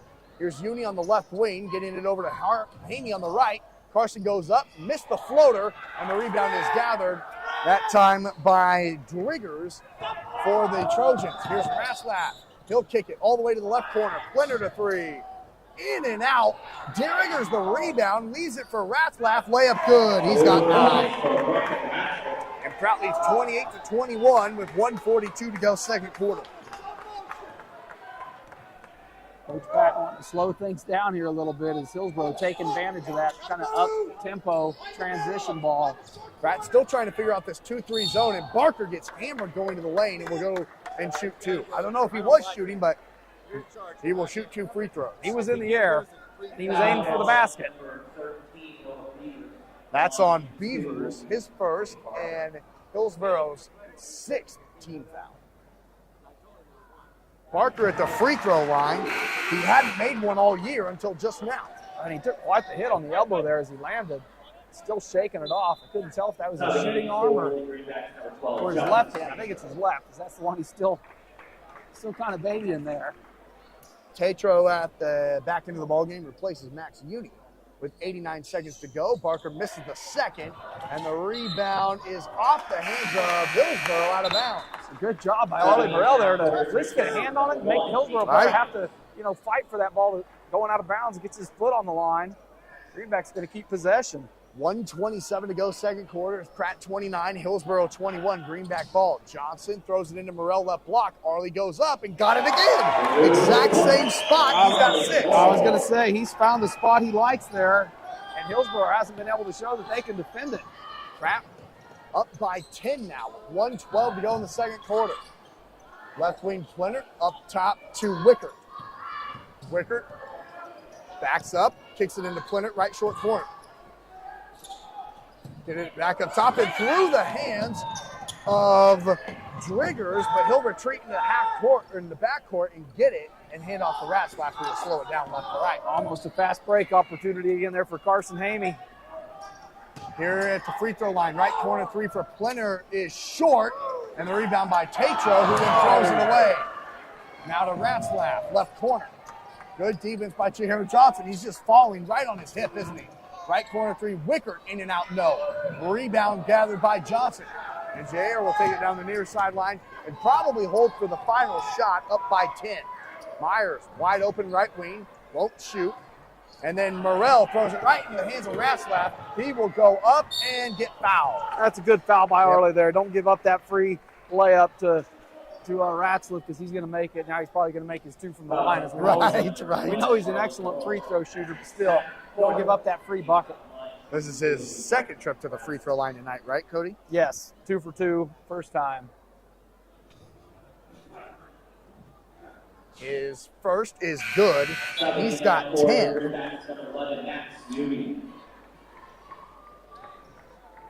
And it's 16 seconds exactly remain here in the first half to 31-22. Pratt lead. Second free throw. He got it to go. Got the shooter's roll. He's got 11. And here come the Greenbacks with the final shot, right to left. Johnson up top to Uni.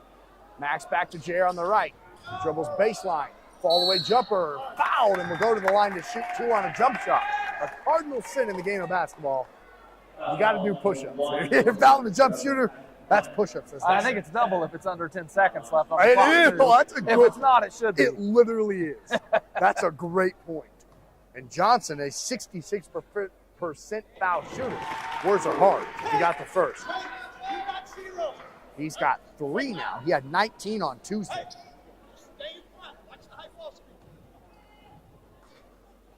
Second one up, got them both. He has 4.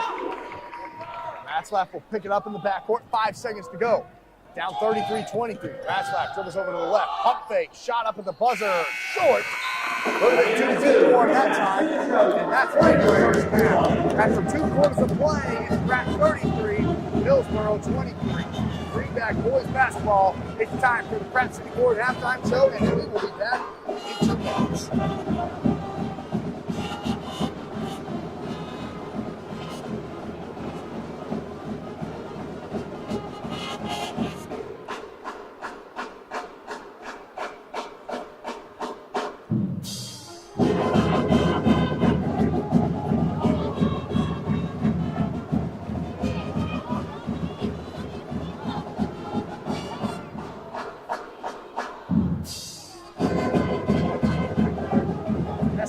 Somewhere. Ratzlaff with 11. Back in those 2 free throws. 3. Please give a welcome to the Pratt High Cheer Squad as they take the floor. The team will perform to Dorothy, a little party never killed nobody. The routine was choreographed by senior captain. Didn't have Plenty for one. Take it away, girls. Kansas, USA.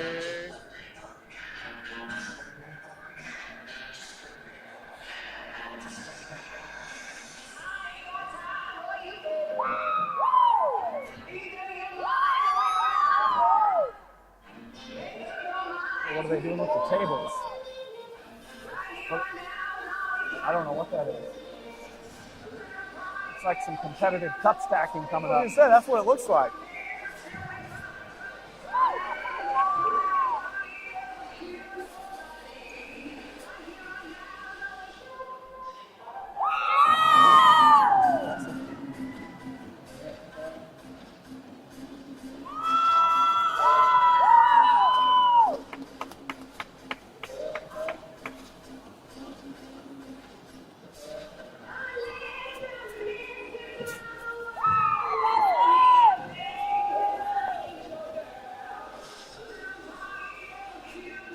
going to need a longer halftime for all this. I agree. Welcome into the Pratt City Ford halftime show here on True Country. Austin McNorton and Cody Easton shipping you live from Pratt High School for the first time in 2023. Here at the half, it's Pratt 33, Hillsboro 23. And Cody, what are your first half thoughts after really strong defensive performance, I'd say, from the Greenbacks? Yeah, that's one of the key takeaways is the Greenback defense really able to shut the Hillsboro offense down with Brecken Ratzliff, the only one for Hillsboro with more than 3 points. And again, we said it in the pregame, we're heading into the game, getting to the free throw line and kind of getting your offense going from there for the Greenbacks. The Greenbacks are 8 of 9 from the free throw line, which is much higher than what we usually see from that percentage. And Carson Hayden able to lead the way with 10 points in that first quarter to really get the Greenbacks going. Didn't score in the second quarter, but his production there in that first quarter kind of really sparked the Greenbacks as they started off a little slow, got them back in the game, and then outscored Hillsboro 17-9 in that second quarter to take a big lead in the half. We're here in the Pratt City Ford halftime show. It is Pratt 33, Hillsboro 23. Greenback Varsity Boys Basketball. It's the Pratt City Ford halftime show, and we'll back in 2 minutes. I want to hear what's going on here. I don't know, but I might have to go. We might have to do play-by-play for the YouTube of this competitive cup stacking. This looks intense. If you're watching on the live stream. Did you ever do any of this? No, like my kids do it all the time. Really? We've got 2 of those mats at our No house. kidding? Oh, it's awesome. I can't do it. Man, I sit there and put your hands on this. Boom. I was Done. never able to do it. All right, what's your bet for the fastest time we see tonight, Austin? I think, do we see anything under 10 This seconds? kid in the hat looks pretty serious. He does. In the orange shirt. He does. Let's see what we see. Again, if you're tuning into the live stream, we've got 8 sets of cup stacking going on out here. The clocks are set. The kids are ready. Wiping sweat off his hands on his pants as he gets ready to set some type of school record. I've never seen like this. he does Look it. at him. He is ready to go. I'm waiting for the rosin bag, the LeBron James throw to come out. It would be awesome to see. Here we go as Coach Gallagher counts them down, and they're off. Oh, I'm seeing some good stacks already. Look at that. He's going way under 10. They're up. They're down. And, he's going. Oh, I don't know the criteria here. Wow. 13 seconds, 0.54. Or is that, what are they counting in milliseconds over there? That Six, 5 digits. I'm used to only 4 when we're talking seconds and minutes. That's the coolest thing. Wow. Well, we don't have timers on this end, at least not display. They're on the mat. We've got a 13:53, a 13:35. This could come down to the wire. That's unbelievable.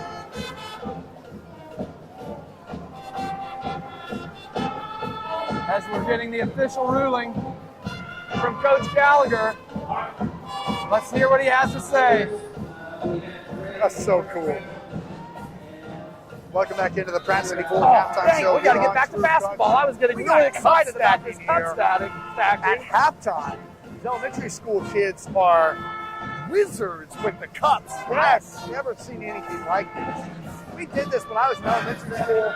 It hadn't came around yet when I was in school. During gym class, it was very new, and I was terrible at it. These kids are good. Yes. Did it in 13 seconds. Oh, and here they go again. They're off. Clock starts once their hands are off the mat. And these are some magical hands as they just go back and forth, stack to stack, effortlessly. Did you see the call on the dart match, Austin? Yes. I feel like you can do the same thing Dude. with this cup stack. That was the most epic broadcasting call I've ever seen. I Such love a sport that watching does get that. no attention. I If nobody, love if you're watching listening and haven't seen that or heard it, search on Twitter or somewhere. Dart. I don't know when what they you get a search, dart perfect play-by-play. round. It is an epic broadcasting call. Oh my gosh, I love watching highlights of those perfect rounds for the cards. Boy, it is special to see. Well, here in basketball, at the Pratt City Ford halftime show, it's Pratt 33, Hillsboro 23. Cody, we talked about some of the offensive success for the Greenbacks, but defensively, Jared Johnson's been tasked with guarding Brecken Ratzlaff. A lot easier said than done, but how do you feel like he's attacked things tonight? I feel like he's done real well. What do we say Ratzlaff has had at this point? 11 points, A lot of them come in the first quarter, and in the second quarter only four points. But really no offense from Hillsboro outside of him. So if they can continue to kind of keep him in check, I think they'll do well coming into the second half. It's just a matter of whether or not they can keep him in check. I'm still so distracted by this cup stacking. There's a As is kid everybody down in here. this crowd. There's hands on their head in disbelief. of I what was we're going to just say, seeing. there was a kid who literally just did it so fast. He put his hands on his head and said, did I really just do that fast? in front of a He's packed, surprised in himself. front of a packed crowd. In front of the this crowd. is like the Super Bowl of cup stacking for these kids. Well, the parents are into this as well. I'm here for I don't this. blame them. This is amazing. We should have had a cup stacking sponsor for this halftime show had we known it was going to happen. You're tuned into the Pratt City Ford halftime show here on True Country. It's Pratt 33, Hillsboro 23. Greenback basketball will be back in 2 minutes. All right, if you're on the live stream. Oh, This looks dude like down the here is the Green Stack is best. winning. Oh, a little bit of fumble there by Drake. And she can't believe it. She's just won the Cup Stacking Championship of 2023. She can't believe An it. epic display of Cup Stacking. We've got to get that young girl's name. Oh, man, that was What a amazing. wonderful halftime show. I wish we had a camera on the court for those of you tuned in still to the live stream. I got to go get their name, Austin. We're going to go down to midcourt and get their name.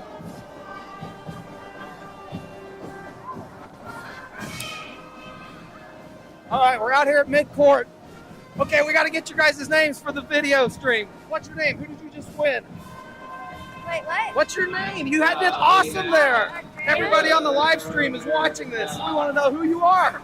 Andrea? Andrea. Man, that's Drake from Drake. State Farm. I knew you. You're on my football team. That was unreal.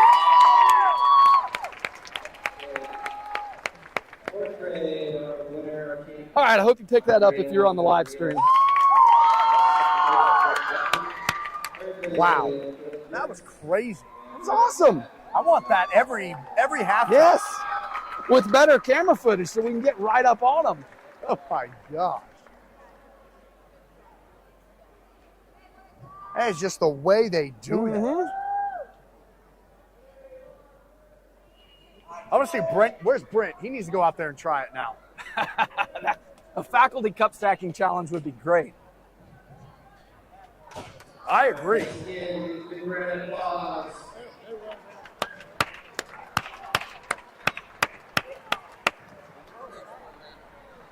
Wow.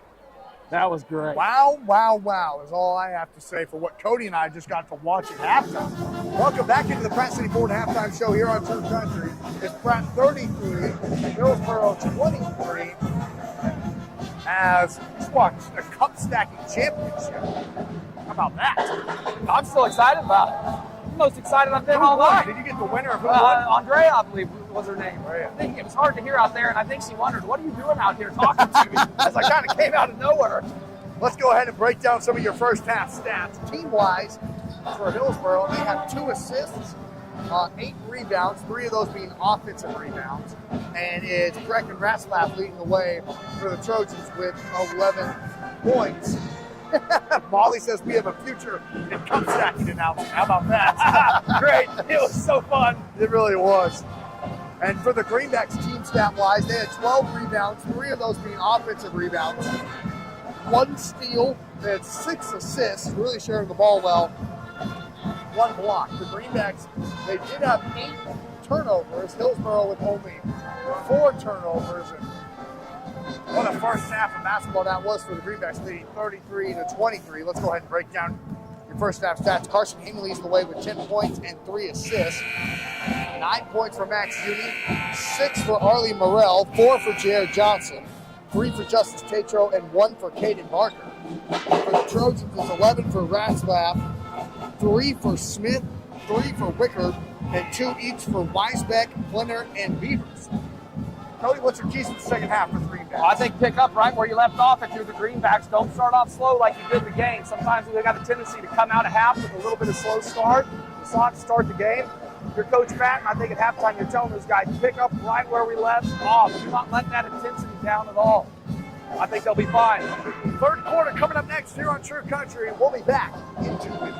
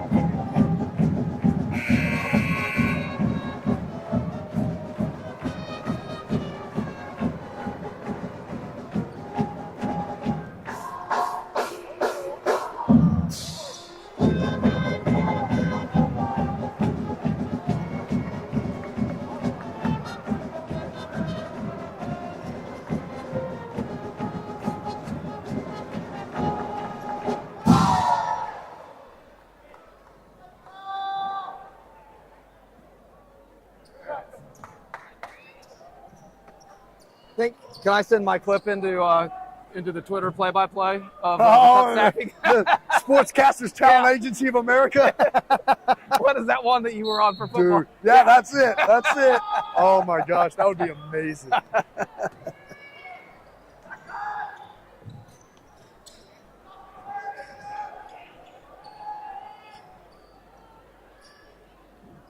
The third quarter is here. Varsity boys basketball here on a Friday night in Pratt, Kansas. First time we've been home in 2023. Here at the half, it's Pratt 33, Hillsboro 23. It'll be Trojan ball starting out quarter number 3 with the basketball. Road red uniforms, gold numbers, gold trim. Top of the key, Plinter, backdoor cut, Ratzlaff, layup good with the right hand. Good look by Plinter there to find Ratzlaff, cut into the basket. Nice bounce pass to get him the ball. He's got 13, 7:18 to go third quarter. Pratt leads 33-25 with the ball. Left corner, Tatro. Justice up top to Johnson. Jair dribbles to the left. Now back to the free throw line. Nice pass down low, and Myers lays it in. Nice. Jair says, I see your bounce pass. I'll show you one of my own. Tate Myers, that's his first points of the night. As Pratt leads 35-25 with 6:55 to go in the third quarter. Right corner, Plinter bounces it in down low to Weisbeck.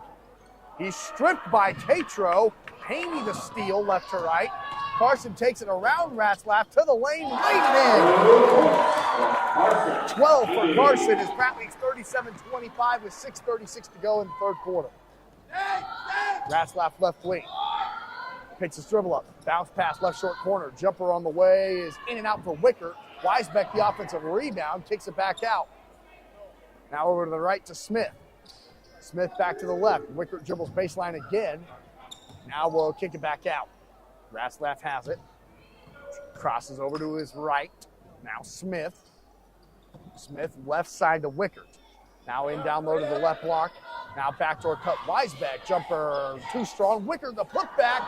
In and out. Rebound by Uni. Oh, and the Greenbacks fortunate to escape that possession without giving up any points. 2 good looks from Hillsboro. Haney a 3. Air ball. Rebound Weisbeck. And it's stripped by Tatro. And Justice will pull it back out. Near sideline. Bounce pass to Haney on the block. He'll go up and lay it in. He's got 14. And Pratt starting to run away with this one. They lead 39-25 with 5:41 to go here in the third quarter. They stopped play. I think Justice got either his shoulder banged up or a jammed finger on that when he stole that ball there. I'm not sure what the diagnosis is. He sits on the bench. And Pratt leads 39-25 with 5:39 to go here third quarter. Ratzlaff has it, left wing. Let's take a screen to the left. Uses it. Takes back. Left corner 3. Woo! Wow. Right in the eye of Harley Morrell. He's got 16. Not much better defense Harley can play there. Just pretty Perfect offense. 39-28 Pratt. 5:20 to go third quarter. Myers top of the key. Up top to Uni. Max over to the right to Riley, who's back in the ball game. Morrell to the free throw line. Kicks it to Myers left corner. Tate dribbles baseline. Goes up. Missed the shot off the back of the backboard and out of bounds. I believe Hillsboro knocked it off the back of the backboard, though. Yeah, it's going to stay with Pratt. Yeah, they were the ones to touch it. Hamey in the game for Riley. I love this, too. I noticed this in that little break there, Austin. The way Coach Patton, he'll pull a player over, and he'll just wrap him around his, get an arm around and just really sit there and talk to him. And Coach, I've seen him do it with Arlie and Carson tonight. And it's like, all right, get back there in the game. Go do what we just talked about. There goes Johnson around Raslap. To the rim, he laid it in.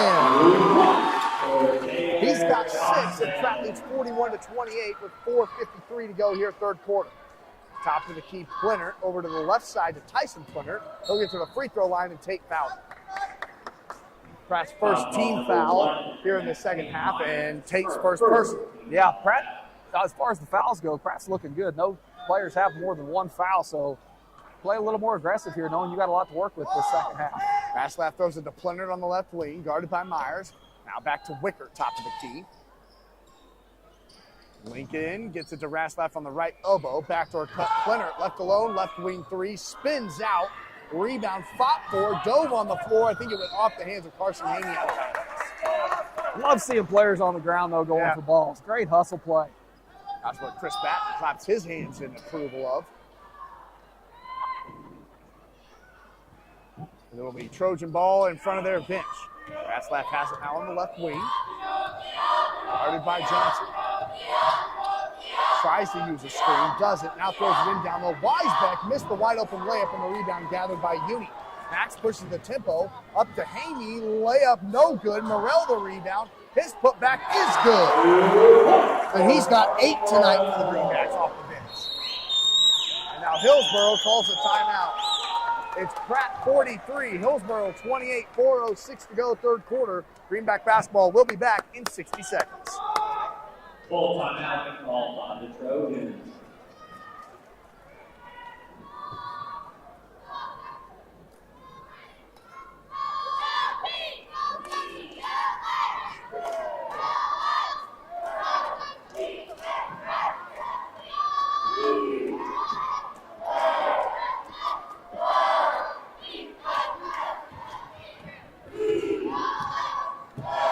Shout out to Easton Rector, homecoming team. Yeah. That's pretty cool. Yeah, Easton Rector and Jaden Thompson for the Queen. Okay. Congrats to both of them.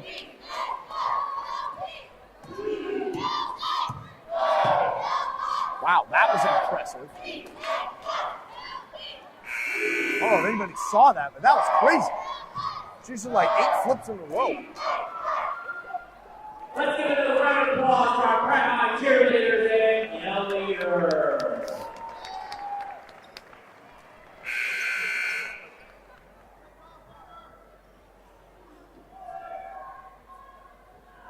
Greenback basketball here on True Country. Austin McNorton and Cody Eastis here with you live on a Friday night. First home game of Pratt in the second semester. And it's a homecoming. Your first home game turns out to be homecoming. 4 minutes to go, third quarter. It's Pratt 43, Hillsboro 28. Here's Raslap throwing it in down low to Plinter. He'll throw it down to the right block. It's punched out. Now Raslap has it on the left wing. Brecken takes a screen to the left. Now guarded by Morrell. Gets around Arlie baseline, goes up and gets fouled. Not a lot of contact there. He's holding his right shoulder. And that foul goes against Arlie, and it's not a shooting foul. So it'll be Hillsboro ball underneath their own basket. Hillsboro's going to have to find a way to generate some offense outside of Ratzlaff. The way the Greenbacks continue to kind of shut him down. Not shut him down, but keep him in check. Right, yeah, that's about all you can do. Plinter has it at the top of the key, guarded by Max Uni tightly. Here's Raslap at the free throw line. He stops, goes up, left the jumper short, and the rebound by Tate Myers. But hold on, I think we got a foul on the rebound, and it goes against Justice Tatro. So Hillsboro gets to retain possession. Riley back into the ballgame for the Greenbacks. That's Justice's first personal foul, and Pratt's third team foul if Myers comes out of the ballgame. Raslap will throw it in underneath his own basket, right side of the rim. Bounces it into Plinner on the right block. He'll go up over Uni and get fouled and go to the line to shoot 2. Boy, not much difference Max could do there. Just kind of stood tall, stood his ground, and let him come into him. But Call number 11 for Max Hughes.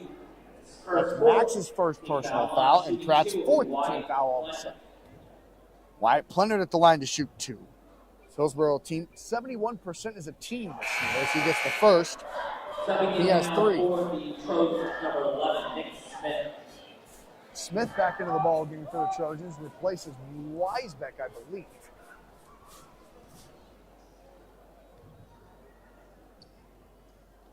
He got them both. It's Pratt 43, Hillsboro 30. 3:28 to go, third quarter. Left wing, Haney up top to Uni. Riley in the right corner. Noah dribbles to the left, up top to Johnson. Over to Haney, left wing. Carson skips it back to Riley. Wide open, right wing 3. Back iron, no. Rebound, Tatro, or Uni, I should say. He misses. Now Haney goes back up. He can't finish. And the rebound by Plinner. A couple of good looks there for the Greenbacks. They couldn't finish. Now wide open, Smith, left corner 3 in transition. Can't put it down. Tatro the rebound. And Johnson will bring it down the near side, left to right. Reset the Pratt offense. Over to the left to Riley. Noah turns it over. Ratcliffe the steal. He'll take it to the rim. Euro step layup good. Yeah, wow. that was a pretty finish there. That was beautiful. He's got 18. And Pratt leads 43-31 with 2:38 to go, third quarter.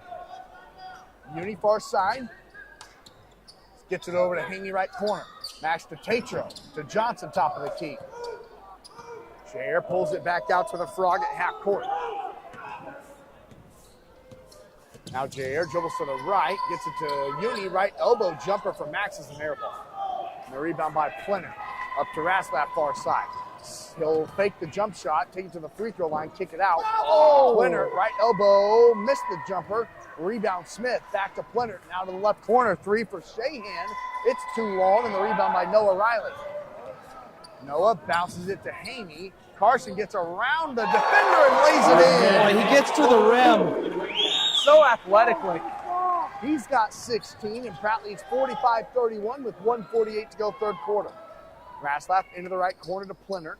Over to the right wing to Shahan. Shahan to Raslap, free throw line. Plinner, right short corner jumper is way short. You could tell that was short right when he shot it. Johnson, That shot didn't hardly ever get above the rim. Haney again in transition, no good. Tatro, the offensive rebound, goes up and gets fouled before the shot. Good job to draw some contact there by Justice and get to the line. Oh, they're not going to have him shooting 2 there. I thought that was clearly a shooting foul. 1:28 to go, third quarter. It's Pratt 45, Hillsboro 32. Right corner, Haney into Tatro, layup good. Right back to him down low. 1:20 to go, third quarter. It's Pratt 47, Hillsboro 32. Raslap, 3 in transition is no good. Rebound Tatro. Pratt with 70 seconds to go in the third. You wonder how aggressive they'll be on this possession. Myers up top to Johnson. Jared dribbles over in front of the Greenback student section. I hope for the final shot here, up by 15. Tatro has it down low, though, and goes to the line to shoot 2. That one is definitely a shooting foul this time. I don't know if my math is right. I think they gave a point to Hillsboro. 47-32 Pratt, 56 seconds to go. I'll have to do some math here. I've got him at 32. Yep, so do I. Never doubt myself. Why do I do it? Noah Riley back in the game. Now I got to check Pratt just to make sure. Yep. 47-32 Greenbacks. Tatro misses the first. He has 5 points and 6 now.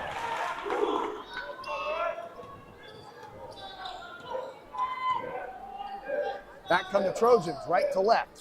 Over to Plinner, right wing. Tyson up top to Raslap, top of the key. Burek in, over to the left corner to Wickert. Wickert dribbles baseline. Nice find. The Plinner layup is good. His first bucket of the night. He averages 8 a game. So Pratt's held him in check. 30 seconds to go, third quarter. Pratt leads 48-34. Tatro at the top of the key, gets it to Riley left wing. Noah to Hamey at half court. Over to the right wing to Myers. Tate up top to Johnson. Over to the left to Hamey. Carson back to Riley. 15 on the clock. Right side, Myers. Hands it off to Johnson with 10 on the clock now. Pulls it out to the Frog.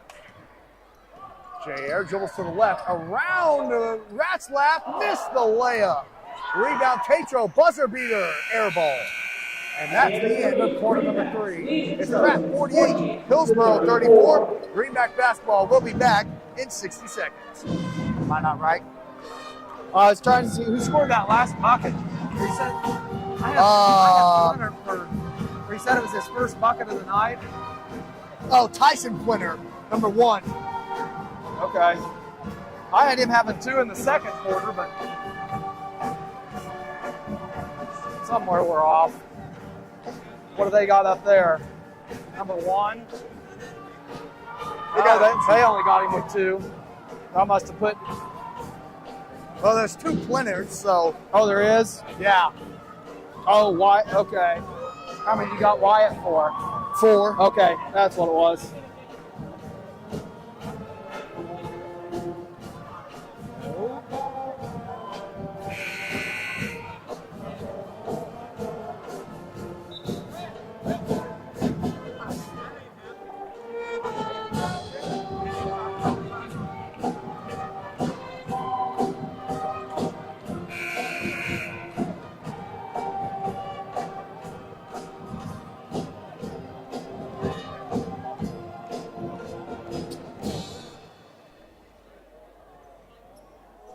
Eight minutes of Varsity Boys basketball remain here on True Country. Thanks so much to Carl Rada back in the studio. Austin McNaughton and Cody Easton here with you live from the Swamp. It's Pratt 48, Hillsboro 34. It'll be Greenback basketball in the backcourt. Johnson has it. We'll walk it across the Frog left to right. Over to the right to Tatro. Justice up top to Uni. That's the Johnson left wing. Johnson to Hamey, top of the key. He had a 3. Dribbles to the left elbow to the rim. Layup no good. Tatro, the offensive rebound, goes back up and goes to the line to shoot 2. Justice Tatro, boy, he's just been so physical down there tonight. Yeah, he has. He's got that ball off a rebound and just really fought for it to keep it, and go back up with it rather than kick it out or look to do something different with it. How many rebounds does Justice have tonight, Glenn? 5-9. 4 of those being offensive rebounds. And those are huge offensive rebounds. And we said it earlier, if you could turn those into points. He's got 7 now for the Greenbacks. Left the second one short, and Carson Hamey fouled on the rebound. Pratt's 15th foul, and Carson Hamey's second personal. 7:38 to go in the ball game. It's Pratt 49, Hillsboro 34. Clock. Oh, right. You're the man. Half court line. Driggers takes it over to the far side. Now back up top to Ratzlaff. He'll dribble over to the left. Guarded by Myers. Dribbles baseline to the rim. Fall away jumper off the back iron. No offensive rebound for Quinter. Right elbow Wickert rattled it in. Tough shot. He has 5. And Pratt leads 49-36 with 7:07 to go in the ballgame. Left to right Johnson. Hands it to Haney. Up top to Myers. To the right to Uni. Lobs it to Tatro. Pump fake. Layup good. Justice has 9 tonight. He's having a great game. 6:52 to go in the ballgame. Pratt leads 51-36. Hillsboro ball underneath. Layup up no good. Put back no. And this time Tatro clears it off the missed layup by Driggers. Greenback ball in the backcourt. Johnson has it left to right. J.R. gets around the defender, kicks it to Uni. Left corner 3 is too strong, nearly an air ball. Rebound Ratzlaff. He pushes the tempo. Beautiful pass to Driggers, and he's fouled from behind by Uni. That pass couldn't have been any better. It was right on the money, and a good foul by Max there to not even let that shot go up. Only going to be his second foul, so no harm done there. Pratt's 6th team foul as Hamey and Uni get a break as Riley and Morrell come into the ball game for the Greenbacks. Underneath you. What are you doing? Inbounds, Raslaff throws it all the way to half court to Smith. Smith takes a dribble, now gets it to Raslaff far sideline. Brecken dribbles to the elbow, back door, left to Wickert. He'll take it to the baseline, layup no good. Offensive rebound, Plintert no. Wickert again on the rebound, goes up and puts it in this time. Greenback's not boxing out on these last couple possessions, giving Hillsboro second chance opportunities that they're converting into points. 5:55 to go in the ball game. It's Pratt 51, Hillsboro 38. Riley at half court, gets it over to Morrell on the left side. Harley dribbles with his right to Johnson. Jair around a couple of screens, gets to the free throw line to the rim. Shot up, no. A lot of contact, got knocked to the ground, no call. Rebound Driggers into the hands of Rathbach, right to left. Brecken gets around Noah Riley to the rim. Layup, good. He's got 20. Yeah, and you're going to see him try to take this game over here at some point, try to get him back in it. All of a sudden, it's an 11-point game with 5:23 to go. 51-40 Pratt, and Chris Patton knows it that Hillsboro has a little bit of momentum and he wants to stop it. Pratt 51, Hillsboro 40, 5:21 to go in the ball game. Greenback Varsity Boys Basketball. We'll be back in 60 seconds.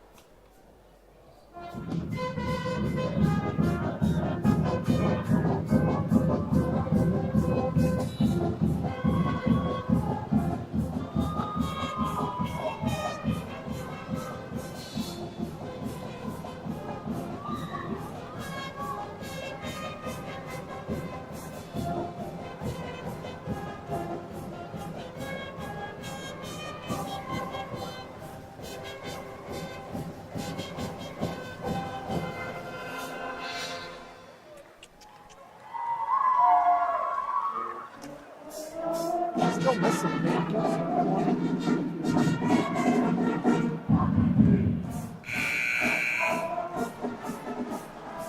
Can you read my handwriting? Yeah, I'm missing a 2 on somebody.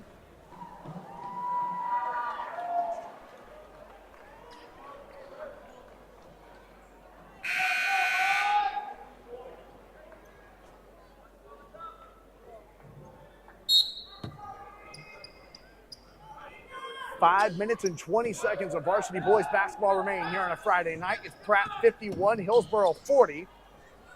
Here's Carson Haney up top to Max Uni out of the Chris Patton timeout. Left corner Myers, up top to Uni, left wing. Max to Haney on the right. Back up top to Morrell. Harley doubled, splits it. Back up top to Johnson, Haney on the right wing. Carson dribbles over to his left, around Wickert, and a charge is called on Carson, who tried to create separation. Man, he can't believe it. That's the 7th team foul on Pratt, and Carson's third. Justice comes in, replaces Morrell. Hillsboro with some momentum here. Yeah, able to kind of slow down that Greenback offense. Haven't scored but 3 points this quarter. Hillsboro getting a lot of second chance attempts on their end. Rathbach gets it to Wickert. Right elbow jumper is short. Rathbach the offensive rebound. There it is, Cody. Trying to back down Myers and laid it in. And again, converts that second chance points or the second chance opportunity into points. Hillsboro has cut it to single digits. 51-42. 4.5 minutes to go. Johnson left block. This Hillsboro's team may have a losing record, but boy, they know how to win games from their last couple of seasons, where they're the back-to-back Division or 2A state champs. Tatro misses a layup, gets his own rebound, and missed it. Wide open layup for Justice Tatro. It couldn't go in. Well, that first attempt was a tough one, a little bit out of control, but then he was able to gather himself, get that rebound, and really have an uncontested look right under the bucket. It doesn't get any easier than that. Couldn't put it down, but it goes off the hands of Wickert out of bounds, and so Pratt will hold the possession at the top of the key. Max Uni has it over to Myers on the right. Tate up top to Haney. Now over to the left to Johnson. Jair, top of the key. Tatro right. 4 minutes to go in the ball game. Pratt up 51-42. Myers left corner. Pratt taking some time on this possession. And no rush. Why I would love a shot clock in high school basketball. Right block. Myers missed the fall-away jump shot. Leonard can't grab the rebound, though, for Hillsboro. Talking about a long possession now. Yeah. Losers are the only ones that want the shot clock. That's true. That's so true. When you're the team up by 9, you're saying, I'm glad there's no shot clock. Now, You're always on the either end of it. And head coach Daryl Knoll will take a 60-second timeout. 3:47 to go in the ball game. Pratt 51, Hillsboro 42. We'll be back in 60 Full seconds. timeout being called by the Trojans. That is true. Yeah, you always want a shot Pratt's clock when you're benefiting the it. team that's got to get the ball.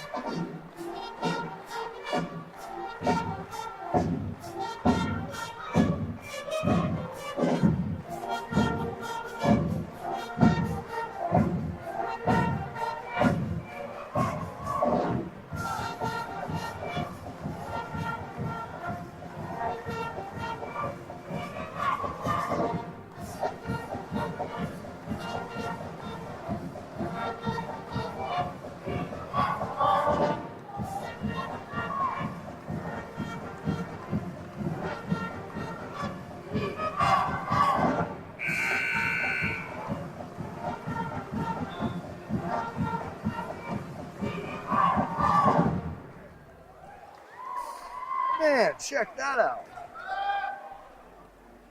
Where's that at? San Antonio. Wow. That's crazy. Yeah, that's a crowd. Thanks so much for calling Raina back in the studio. Austin McNorton and Cody Easton here with you live on True Country. 3 minutes and 47 seconds of varsity boys basketball remain. It's Pratt 51, Hillsboro 42. Inbounds thrown to Hamey at the free throw line. Jumper rattles out, and the rebound is gathered by Driggers for the Trojans.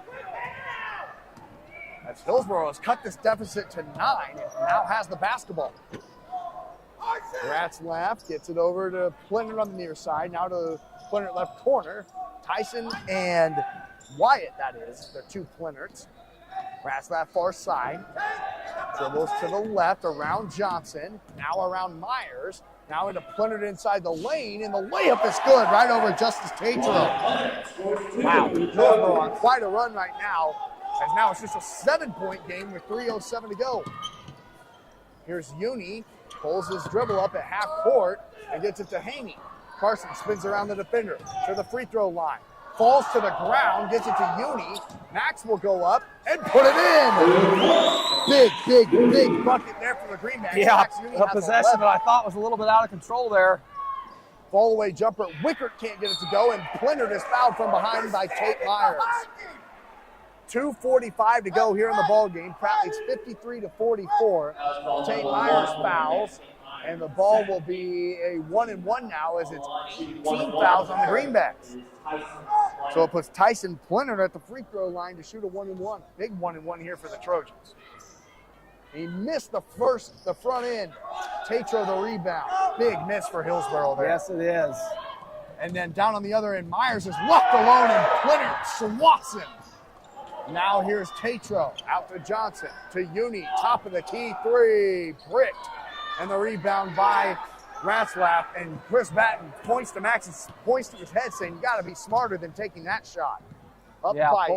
pull that back out, use the clock, force Hillsboro to do something.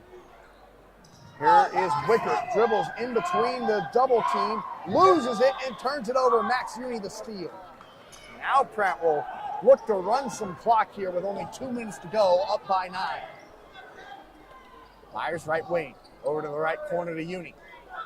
Max lobs it into Haney. Layup is good for Carson. He's got 18. Pratt leads 55-44 with 1:47 to go, and Hillsboro takes the timeout. 1:47 to go in the ball game. It's Pratt 55, Hillsboro 44. Greenback varsity boys basketball will be back in 60 seconds. I'm curious what Coach Batten and even Hildebrand too. I don't know if you asked him about this style of officiating. I like it. They're not calling a lot. They're letting them play. You know, I know Batten and Hildebrand both were in the officials' ears at times.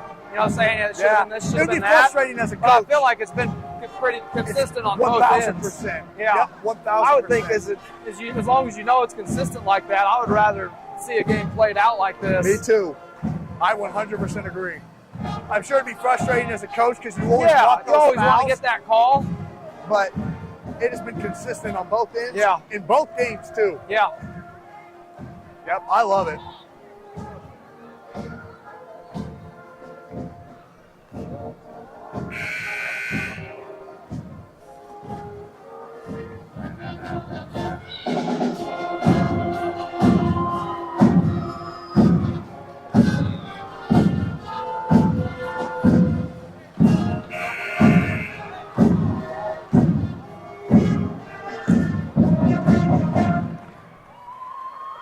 Thanks so much to Carl Rada back in the studio. Also ignoring it, Cody Eustis here with you live on True Country this Friday night. 1 minute and 47 seconds of basketball remain here in the Varsity Boys action. It's Pratt 55, Hillsboro 44. Here is Wicker. Pratt in a kind of a matchup zone. It's a box and one and an illegal screen is called. So a box and one, for those who don't know, you have 4 players kind of guarding the 4 corners of the floor, and then J.R. Johnson is face guarding Brecken Ratzlaff. Yeah, playing man-to-man no matter where he goes on the court. You've got one guy playing man, the rest playing, like I said, kind of a 2-2 zone. And Tyson Plinter just fouled out of the ball game for Hillsboro. So Easton Shahan comes into the game with 97 seconds of basketball remaining. Pratt up 55-44. Here goes Myers, and geez, he gets stripped by Shahan. Oh, and they're calling that Hillsboro ball. I did not see it that way. It was a clean strip. I mean, definitely wasn't a foul, but I thought it went off of Hillsboro. Ratzlaff has it far side right to left. J.R. Johnson face guarding him in the box and one. Ratzlaff gets it in down low. Plinter goes up, missed the layup, rebound by Justice Tatro, and he is fouled in the backcourt. That's only Hillsboro's 15th foul, though. 1:19 to go in the ball game. Pratt leading 55-44 with the basketball, but they have to break the Trojan full court press here. Uni has it into the hands of Haney. Carson double, breaks it down the near sideline. Carson takes it into the lane. Beautiful give to Myers, who lays it in with the left hand. I thought he struggled with the ball on his hip a little bit there, but able to regroup and get it up. 65 seconds to go. Pratt 57, Hillsboro 44. Greenbacks trying to avoid a 3-game losing streak. Wow! Ratzlaff banked it in from the right wing. He has 25 tonight. And Pratt leads 57-47. Johnson dribbles into the lane, gets it stripped, kicks it back out to Uni, and Chris Patton calls a timeout. Yeah, I think he wants to tell these guys, hey, quit driving it to the lane. Just pull it out. 46 seconds to go in this game. Up by 10, let him foul you. Yeah. 46 seconds to go. We're back at 30 seconds. Yeah, just... Yeah, you don't got to be aggressive now. Literally just hold it. Yeah, the risk is not worth the reward. No.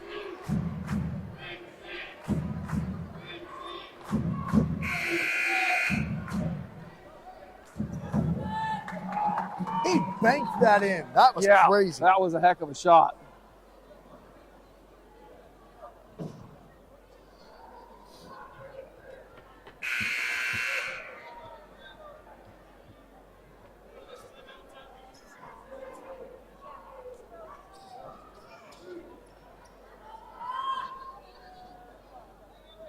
.46 seconds remain here on True Country. Austin McNorton and Cody Eustis here with you live in the swamp. It's Pratt 57, Hillsboro 47. Inbounds thrown into Carson Haney, who will pull it out to half court. You wonder if Hillsboro will foul. Uni left wing, back up top to Myers.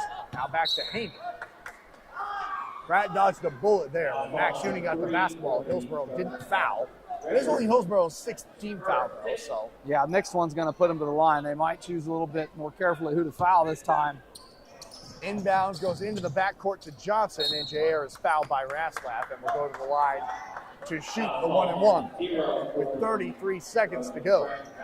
That's only his first personal foul of the Smart. That tells you right there, when a player fouls his first foul of the game with 33 seconds left, he's got a smart basketball IQ is what that shows. And J.R. has got the first of 2.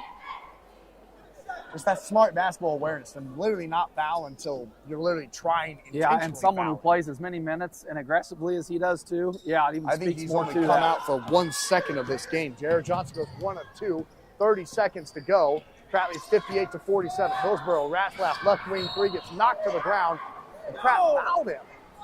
I was just going to say, the one thing you can't do is foul, because you know he's going to take a 3. Really, no matter where he's at on the court, you got to expect him to pull up at some point. That's their only hope to get back in this. Not a lot of contact there from the way we've seen this game called to this point. So he will shoot 3 free throws. He's got 25 points tonight. Oh, he missed it. First miss of the night from the line. Spun out somehow, some way.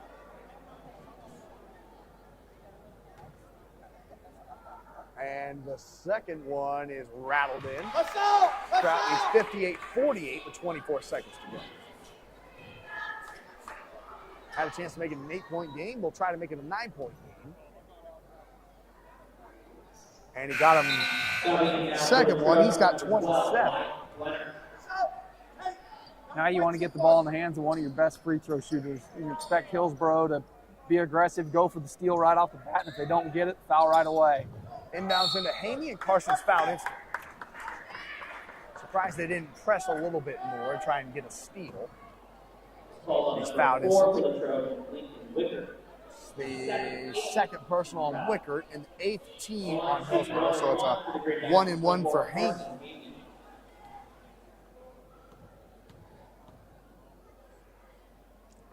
And the front end, he missed it. Rebound gathered by Driggers. Now here comes Hillsboro. Rastaff taking the screen to the top of the key. Kicks it into the left corner. 3 on the way for Shahan is no good. Rebound by Max Uni into the hands of Tatro.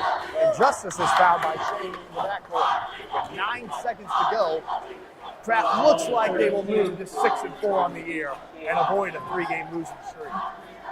I would think a 9-point lead with 9 seconds to go is safe. That's going to the line. Well, I always get a little nervous sometimes when that student section over there starts that chant, thinking the game's not over yet. Yeah, right. Worst thing in the world would be to lose a game after starting that chant. Again, the Greenbacks missed the free throw.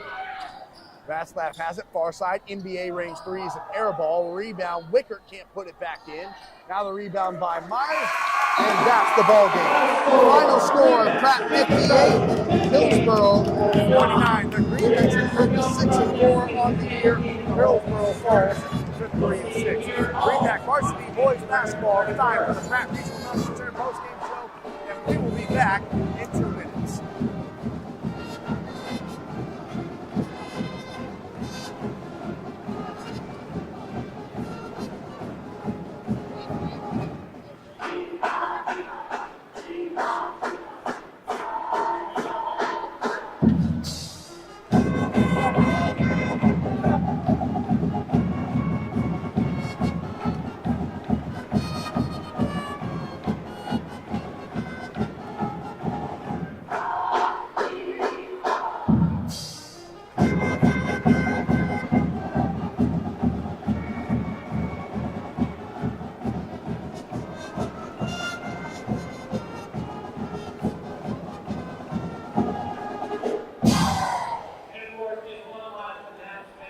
Birthday to Ryan